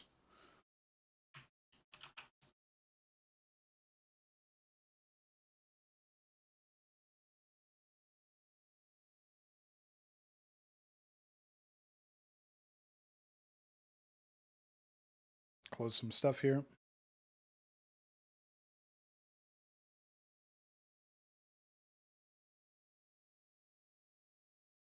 Okay, so because the Dossier, Docret, and Makrel-Daas are strictly distinguished in their setup, the Makrel-Daas tech tree is going to be different than some of the others. So they get subjects from the dungeon, which is, I guess, somewhat thematic there. They have external construction. Workers produce their structures together. You'll notice that that is reflected in the time cost of their production facilities, where each worker can do, build time by 100% at the cost of resources. So I'm actually not sure. I think I talked about this before. The team building didn't necessarily make sense to me to increase resource cost, because you're increasing resource cost by having the workers not mining resources. So I think if we're worried about a regency like the Makrel-Daas, or indeed like the Embrasit, getting too far with their team building angle, we can obviously just increase the base time cost, and then we push them in a direction where you want to do team building more often. So in this case, the Hall of Eyes is listed as requiring 60 seconds. For a tier 2 production facility, that actually is fairly high. Remember, that's as high as the main town center. So this is a situation where you would probably want a couple of workers working on it, right? And then maybe team building tier 1 is only increasing build time by 50%. Although it shouldn't be increases, should it? It should be decreases build time. We can say 50%, and then call this 1. And then we can go ahead and have team building 2.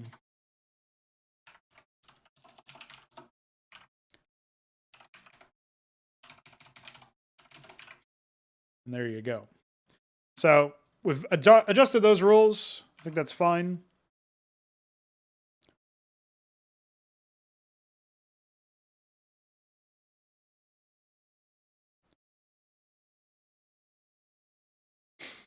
I think besides that, we have the war camp, the dossier. We don't have anything yet for the Docret. The pupil will be the Makrel-Daas light mech, which Knight of the Realm did concept art for here. I started on the model for it a long time ago. But DF took over that job since. So that'll be a pretty neat unit. The Cantifera, or Cantefra, still not sure how I'm going to pronounce that, is a withering specialist.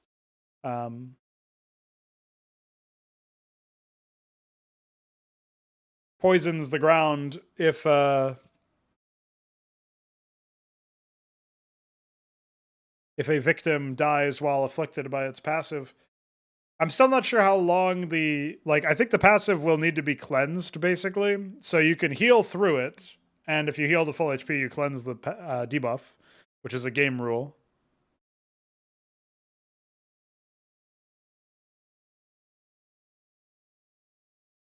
Debuffs are cleansed whenever a unit is brought to full life from external healing sources. Buffs and some debuffs are cleansed with specific behaviors and abilities. So remember that.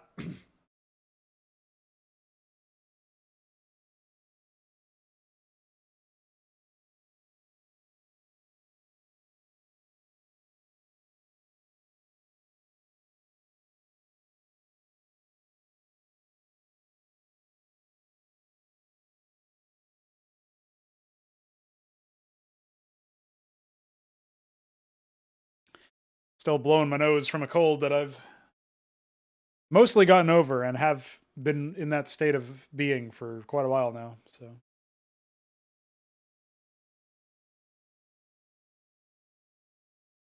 not really sure what's taken so long, to be honest.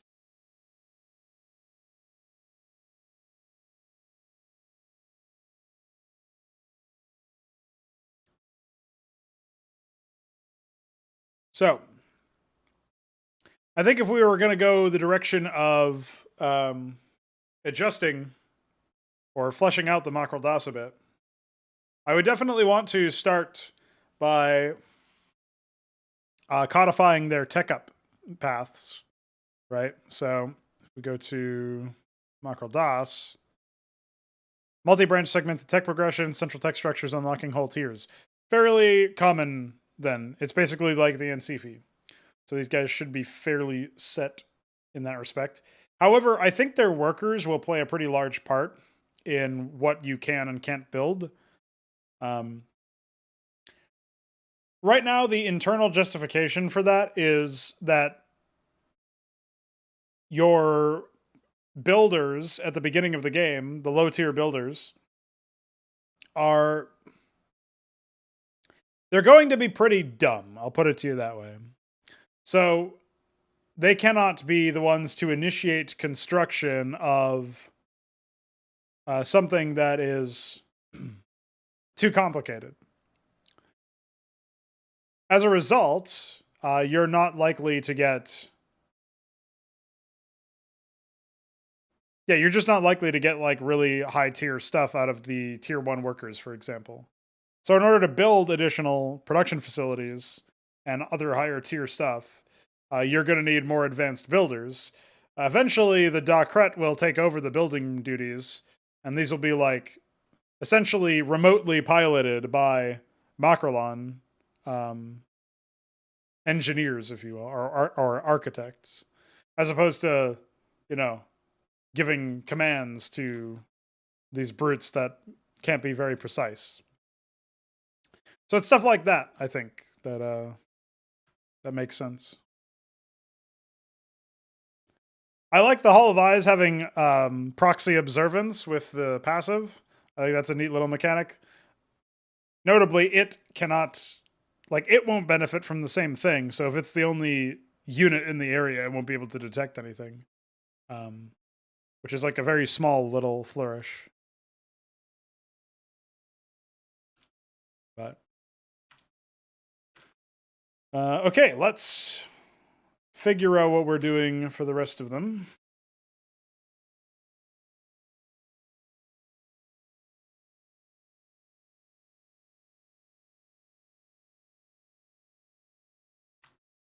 I am starting to develop a bit of a headache, so I'll probably bail out after a few concepts are in.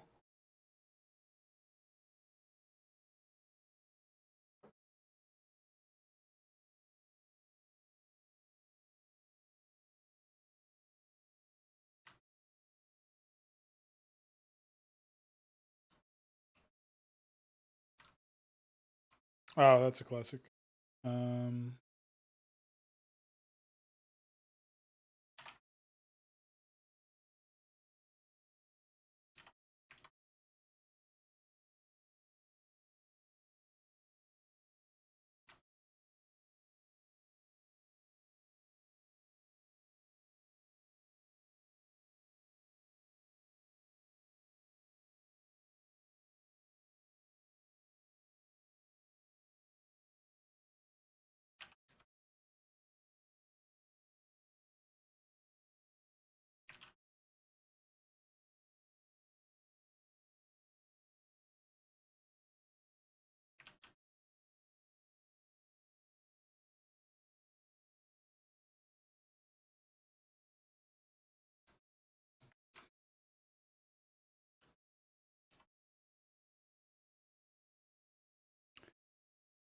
Okay.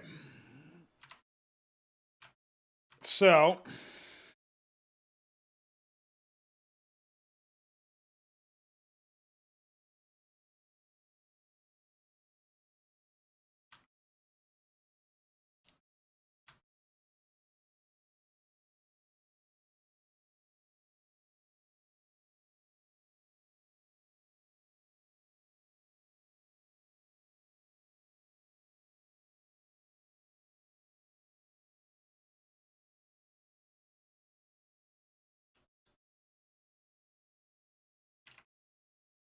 well, I guess I can grab the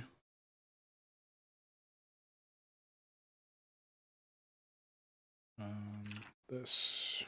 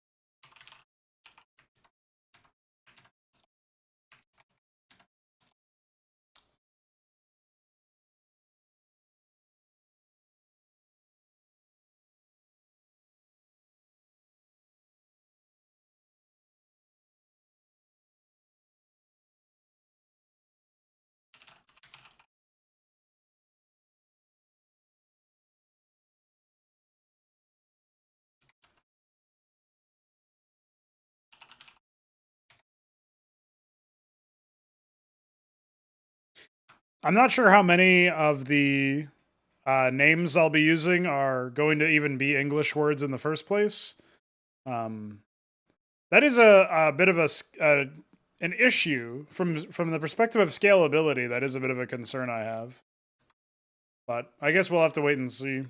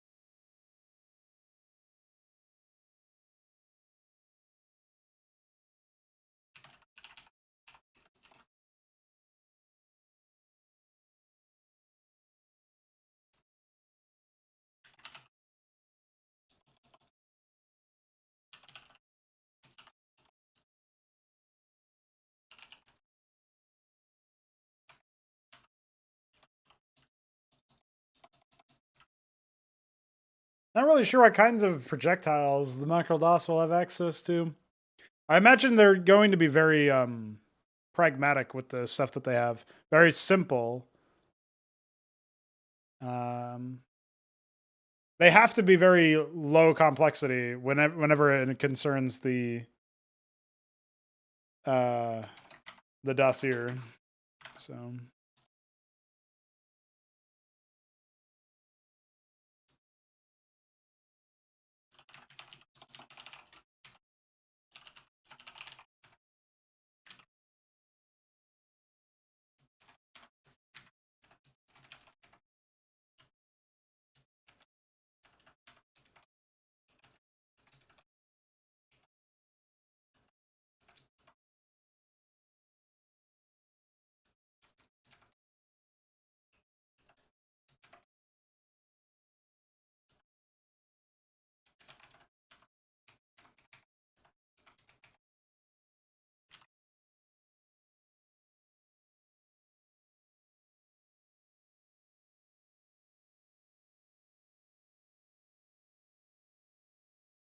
gotta sign into my fucking program. Pretty reasonable. All right.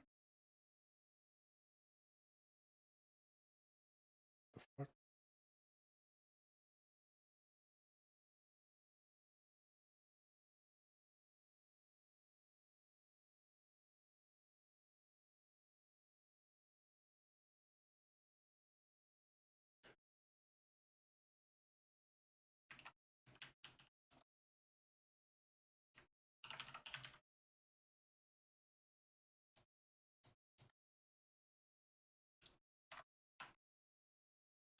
Oh boy.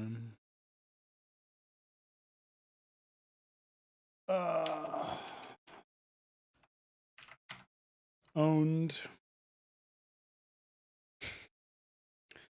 Don't even know how that happens.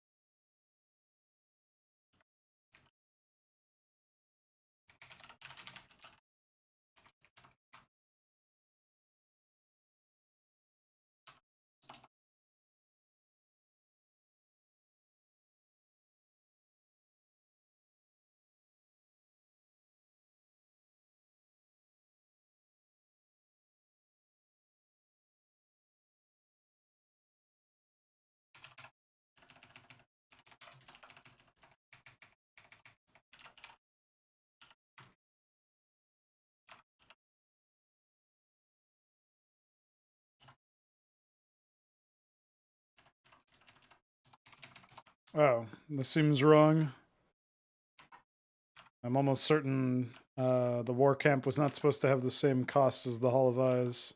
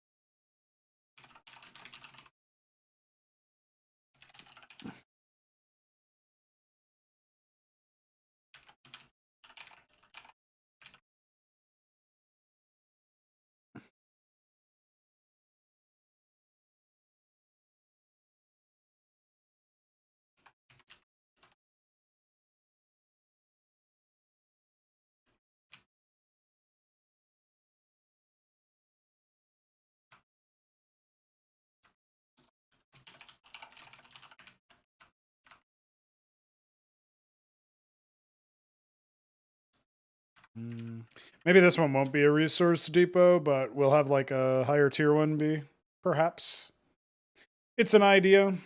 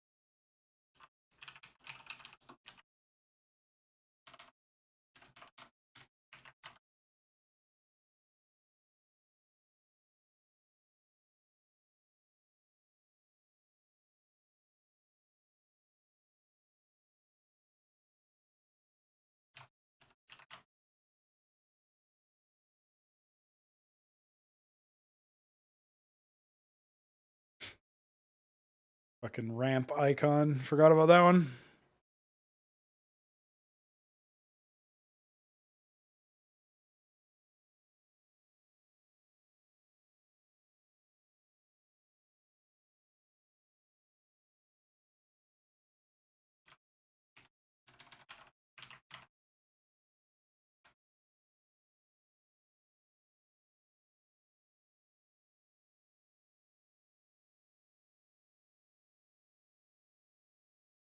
I think for their tier 1, they're going to be pretty reliant on dossier units as far as being like self-sufficient goes.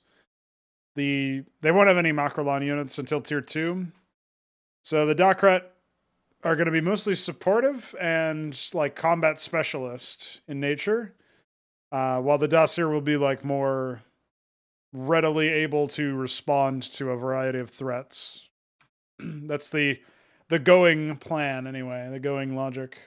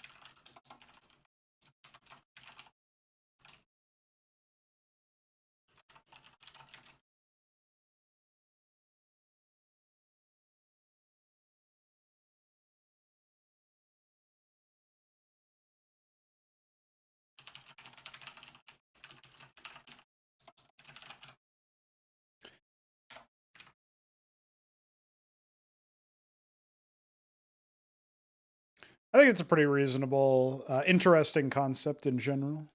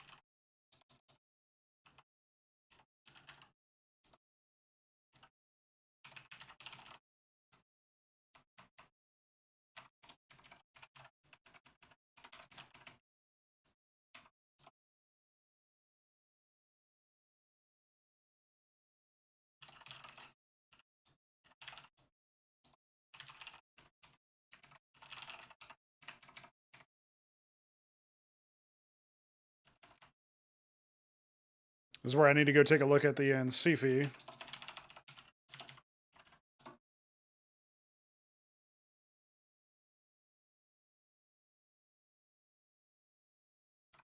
As a frame of reference.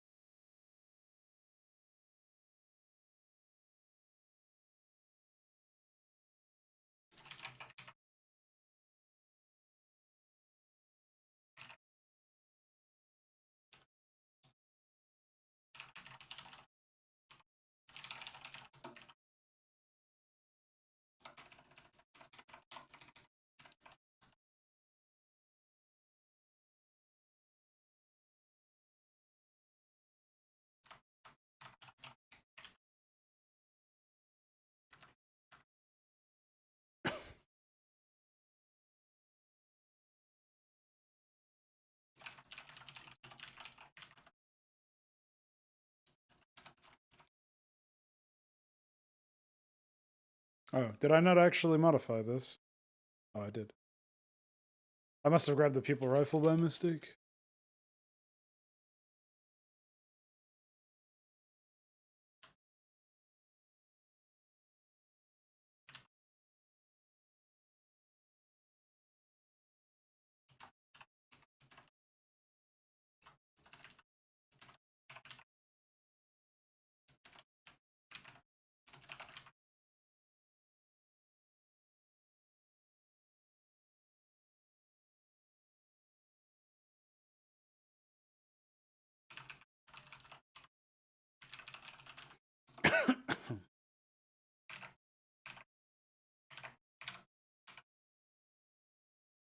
Why does it not actually go back?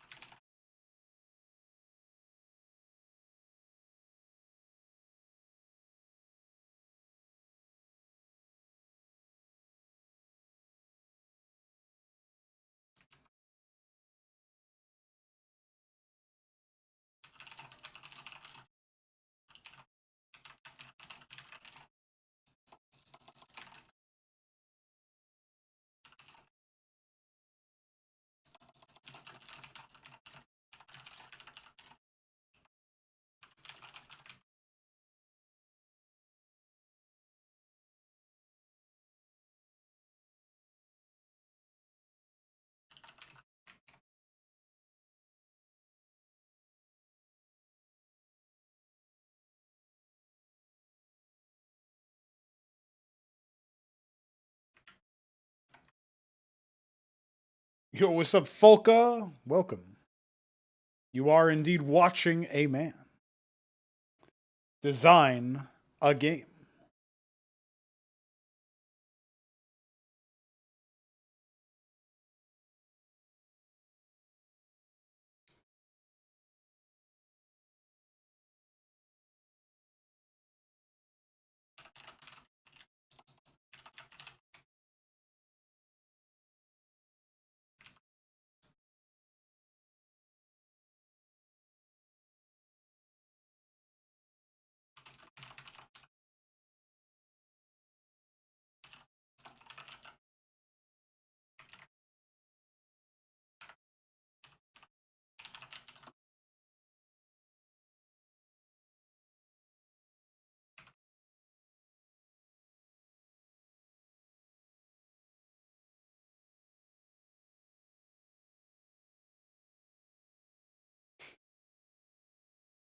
Oh, the clip, yeah. I don't think we really had any good clip moments today, but I'll stream more often now, so maybe there's a chance.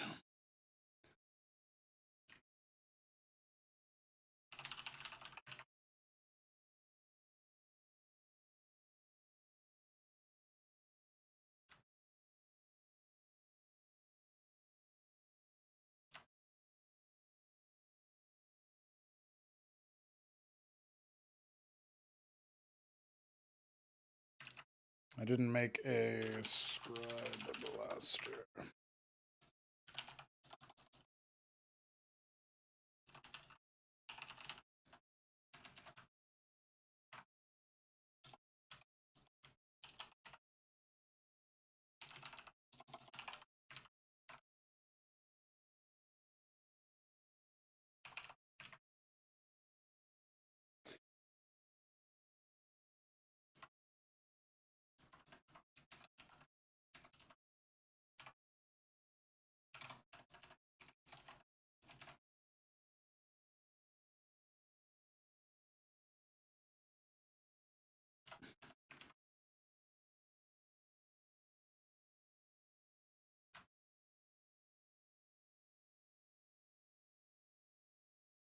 Yeah, that's fine.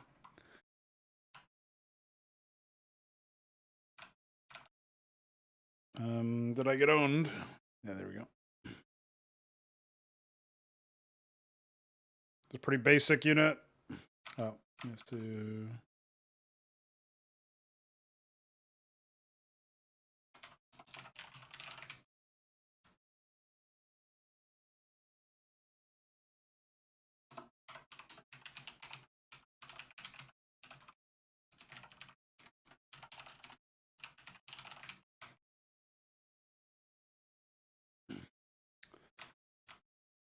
Yeah, I just need to wrangle some short-term financial stuff. Once I'm in slightly better situations there, it'll be more often.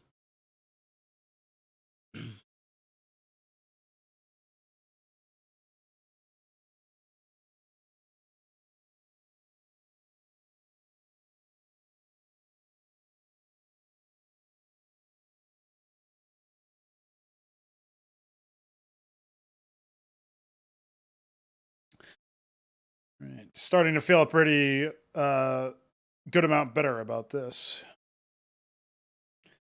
Yeah, you'll never believe it, but Ultralisks was in chat at the beginning of the stream a couple hours ago.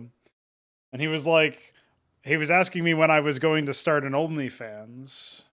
And I was like, well, if you're serious about financially supporting, you should message Folka because he's been looking for like-minded people. I'm imagining he didn't actually message you, but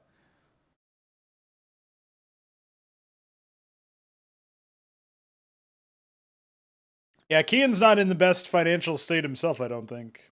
I mean, he gets by, he works, but I think he's probably in a paycheck to paycheck kind of situation with not that much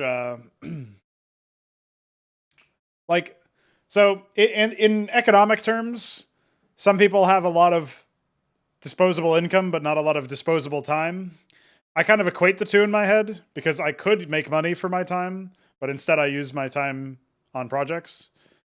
So I need to have disposable capital, or not really disposable, but I need to make sure that some amount of my time is spent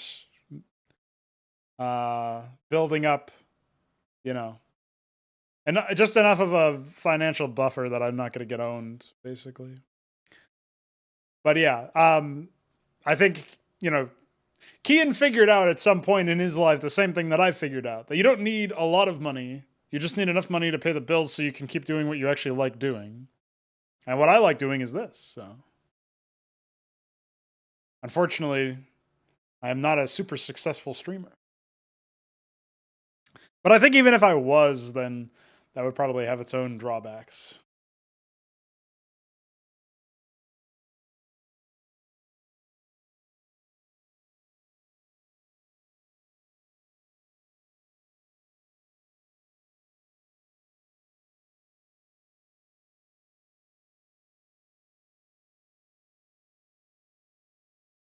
Dude, I was surprised too.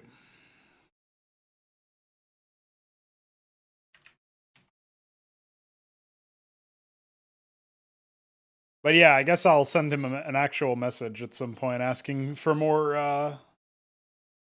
info about what he means by that. But I can do that later.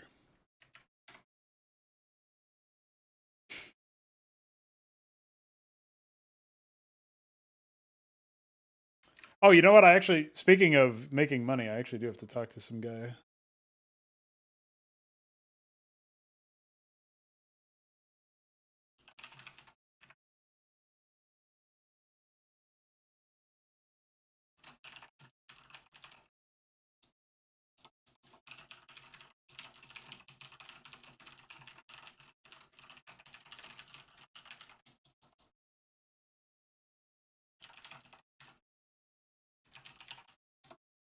There you go.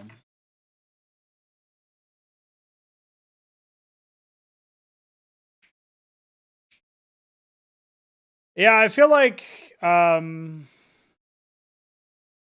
got to be something that doesn't require registering on a site like Patreon to. Well, I guess PayPal probably takes a cut too, anyways. So.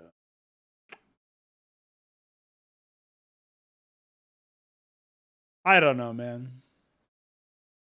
I'm not sure how any of that works.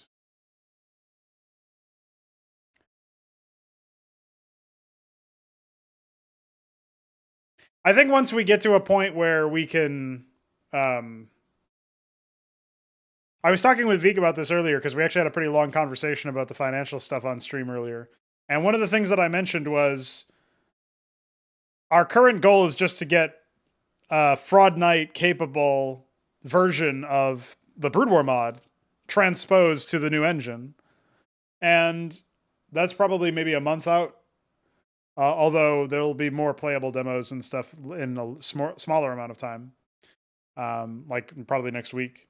But I don't know how multiplayer ready it would actually be, or how like feature complete, like the base map that you're playing on would be.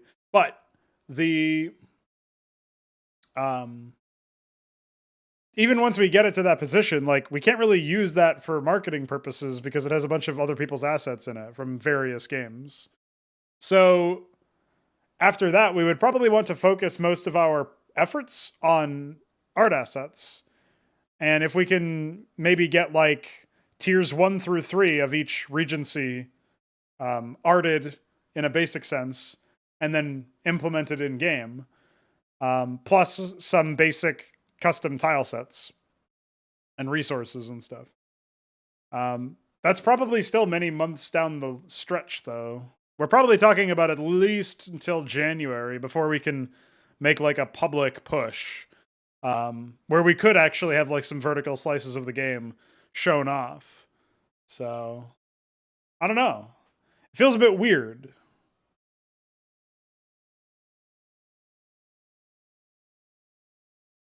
I guess that is another thing we could probably have as a incentive for the tiers of like a potential Kickstarter. It's like if you give us $20 to you get a copy of the game, that's like one of the tiers. So we could probably just also on top of that do like, you know, if you've donated enough to get a copy of the game, be it $20 or higher, you will also be able to get a copy of the closed demos and stuff that we do. So I don't know. We'll see. I don't know if I actually want to paywall that or not, but I probably do, to be fair.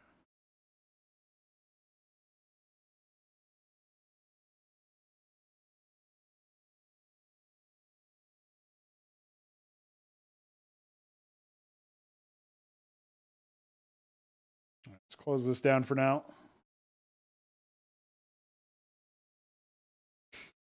Since you're here, folk, I'll show off, review the apocalypse thing that we were working on earlier.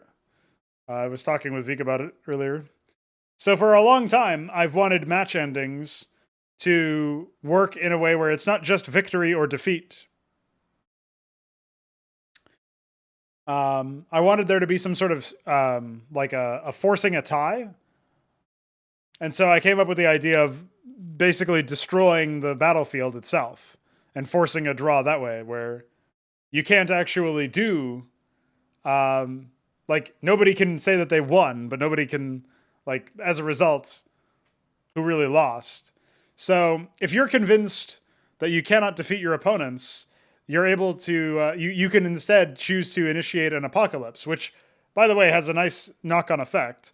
I've seen countless games of Brood War, even in 1v1s, where somebody can't defeat the other person's army, but they could still have a defender's advantage for long enough if they like chose to hold up for as long as possible. They could extend play for a long period of time, but they choose to GG out because they can't defeat like a specific army or something.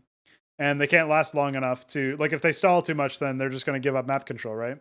So you'll get a lot of unsatisfying endings to games where, you know, a skirmish happens and it goes one way, but you don't really see the follow-up after that because it's a foregone conclusion to the players that this game is already lost.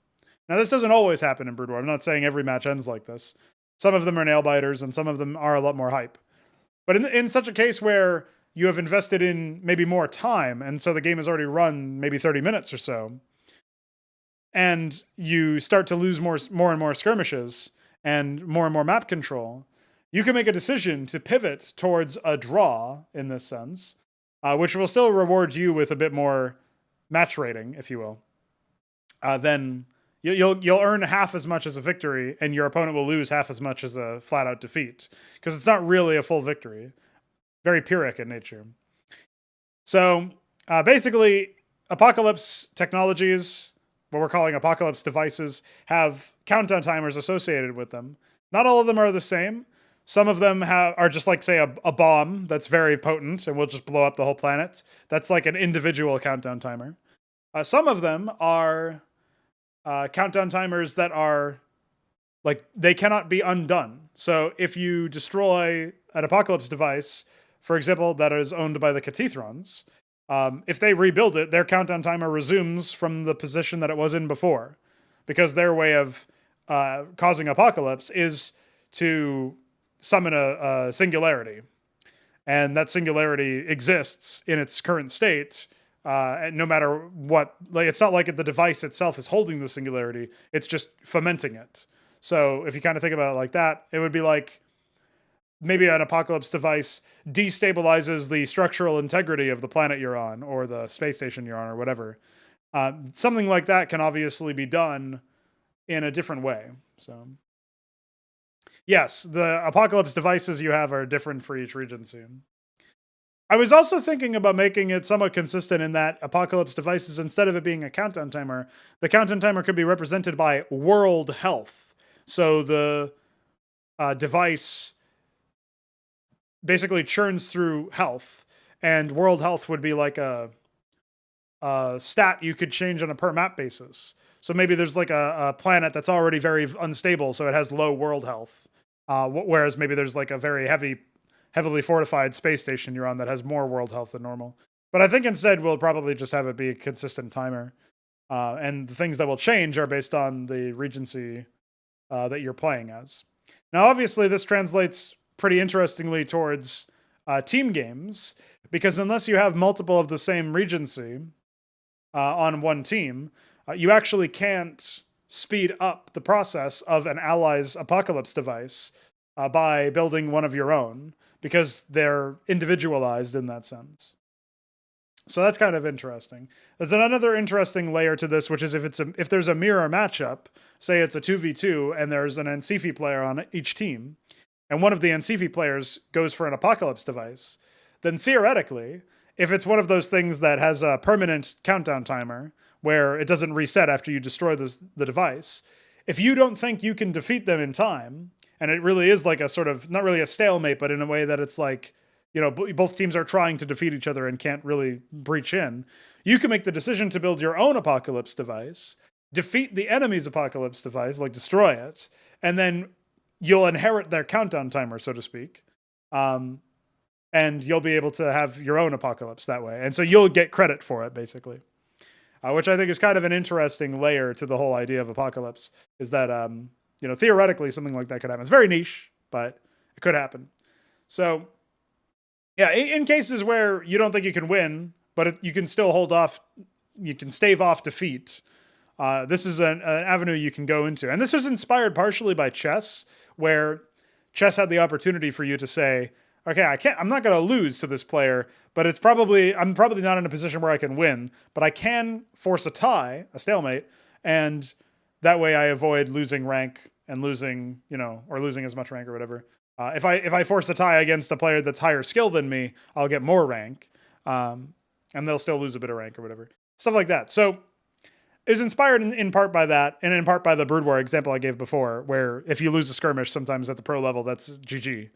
Even though that was only like the first of many battles that could theoretically happen. So this gives players another way to get something out of a match, and threaten a different objective, even in competitive skirmish or whatever. Now, obviously, I imagine also, since I think about the pro scene a lot, a hypothetical pro scene for a game like this, imagine like a LAN event, a venue, and casters and the crowd going crazy when the observer catches an apocalypse device being constructed by one of the teams after like a 30 minutes of a grueling skirmish where no team has got a de facto advantage, or maybe the opposing team has started to build an advantage. When you see them pivot to that, right? It's a mindset change. And when the device is finished, a countdown timer is visible to everybody. So including your opponents. So your opponents know that you've thrown in the towel and said, I can't beat you, but I'm not going to lose to you.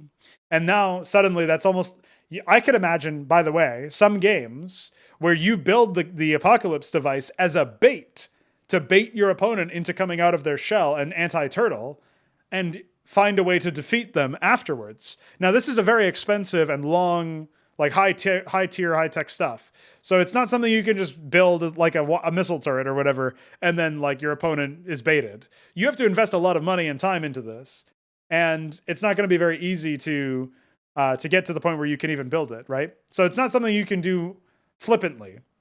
But if you were able to bait your opponent out of that using that system, I could see a world where, like, here's one example. You have to bank enough resources to start building it, but maybe you start building it deliberately when they can see you start to build it, and that's the bait. And then when they lose vision, you cancel.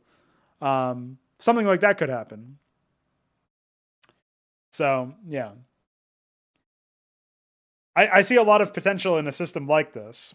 I also, to Shambleman's point, I did think about, like, when the apocalypse device, the countdown has finished, I think all players' camera would be center viewed over to the site of the apocalypse device, and you'd see some sort of animation. If it's this massive bomb, which is what I'm envisioning for the Antikythera, the bomb goes off, and you get this insane explosion, and it leaves behind, like, every unit on the map starts to combust, or it spreads this massive, like, wake of fire. Perhaps, I don't know what happens. Like, maybe it's an incendiary device that literally is meant to light the entire surface of the planet on fire or something. I don't exactly know how that would work logistically, but you could imagine something crazy like that, right?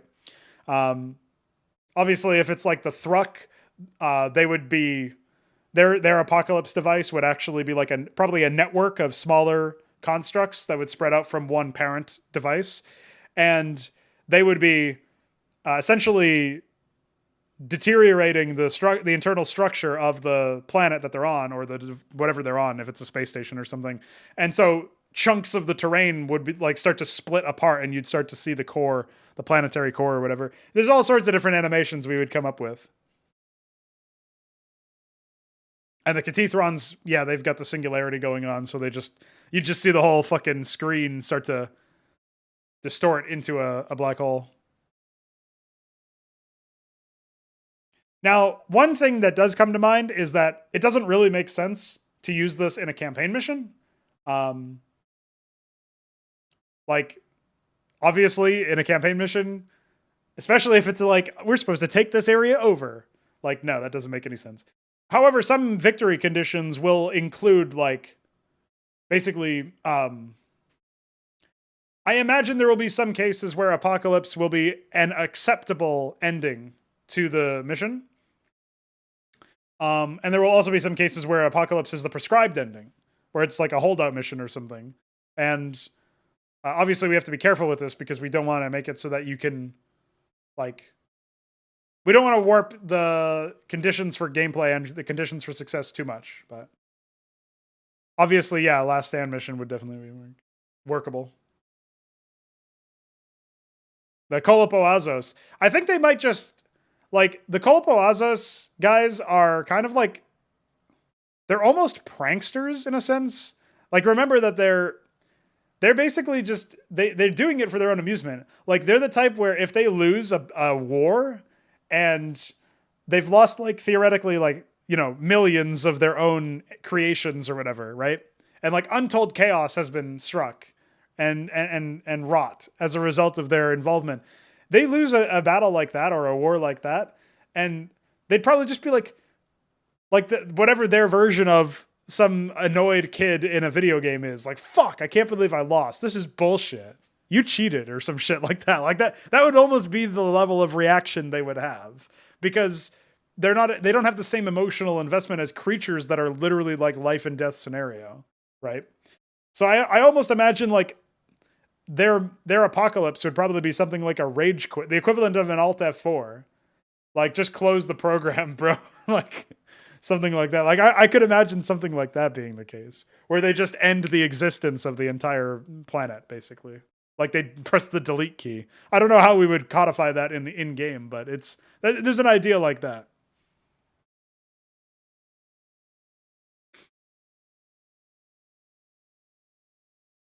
Well, I didn't say I would disable Apocalypse Tech. I'm just saying it doesn't really make any sense. Like, I'd probably give you the option. Because again, I mean, I think you'd have the option to use it as a bait, at the very least, because that will bait your AI opponents to be more aggressive. So I guess if you want to do something like that, you could. And obviously your AI opponents can build it, and that can seriously threaten you. And if that goes off, it's a loss. There's just going to be, like most campaign missions, it would not make logical sense for Apocalypse devices being successfully deployed and going off and executing, right? To result in a victory for you, is what I'm getting at. Yeah, yeah, something like that, Joe. Could you imagine? I guess you could also do something like the Thanos snap meme, where like Kolopo-Azos are going to do this a lot in general, by the way, where it's like they're just the way that they like teleport around or whatever, it's literally going to look like they like, I'm trying to think of a way to describe what I'm thinking. So you know how, like, if there's a physical wall somewhere and I'm like moving around the wall, like I'm peeking around the wall and you can only see like this much of my face, right? So everything to this side of my hand you can't see of me, and everything over here you can if I'm peeking over a wall, and like my hand is the wall, right?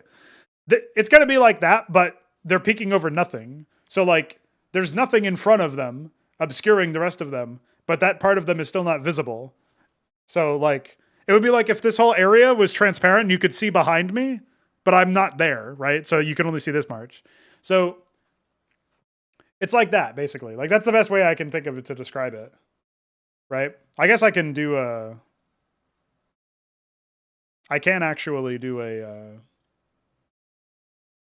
something for this. Hold on. So I can do something like this. Hold on.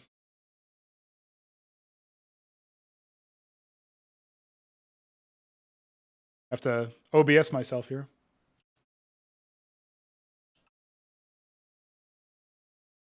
All right. So we'll do this, right? And then we'll do this.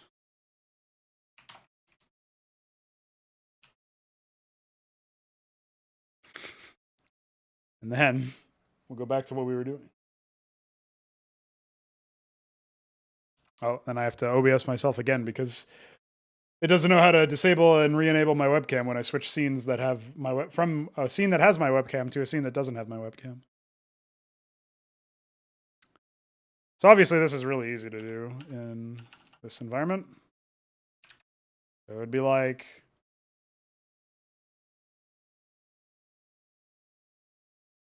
it would be like this. This is what going up against the Xibalba looks like. Just so you know.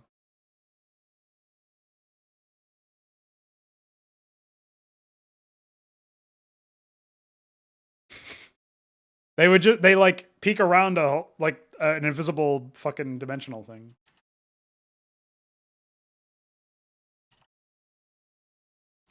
So this is my example.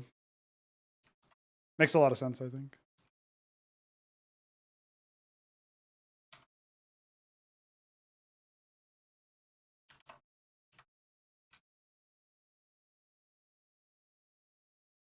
So if you can imagine, like, the Xibalba apocalypse device does something like this, but it's just a hand, like an arm, and then the hand just goes, just does the little Thanos snap.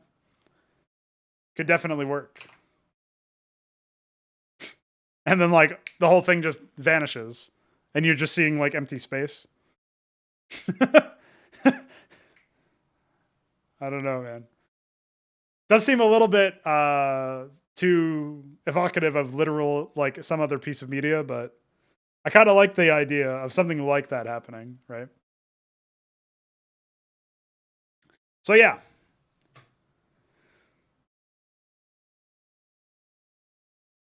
I was also talking with Vic briefly about the idea of a madness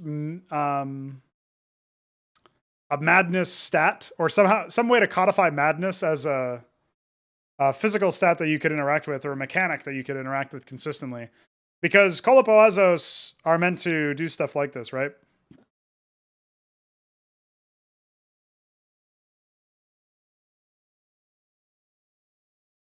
I actually don't remember.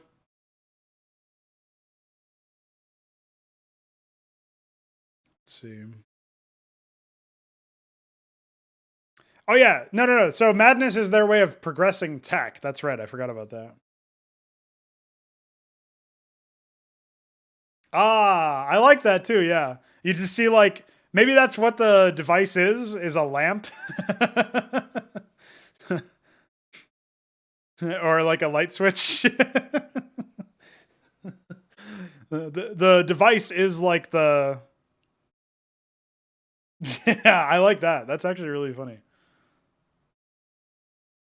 Because Xibalbas are going to be like that, right? Like as horrifying as some of them are, like their horror is going to sometimes be more subtle, and that is kind of subtly horrible, like horrifying, right? Because it's funny as like a video game concept, but what if like you literally did have a light switch that deleted an entire planet?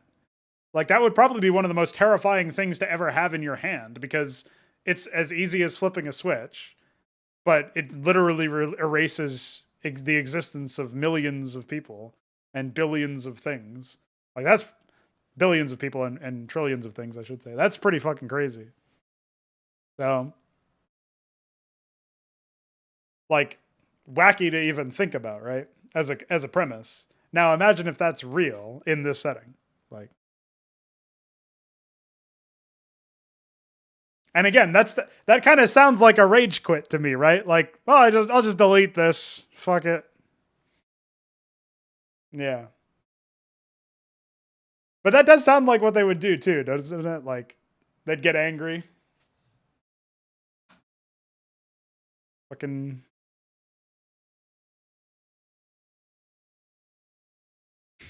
Or they maybe their device is just a computer terminal that has the restart button from the main menu or from the in-game menu, and they push it. Pretty good. There's a number of options we have, is what I'm saying.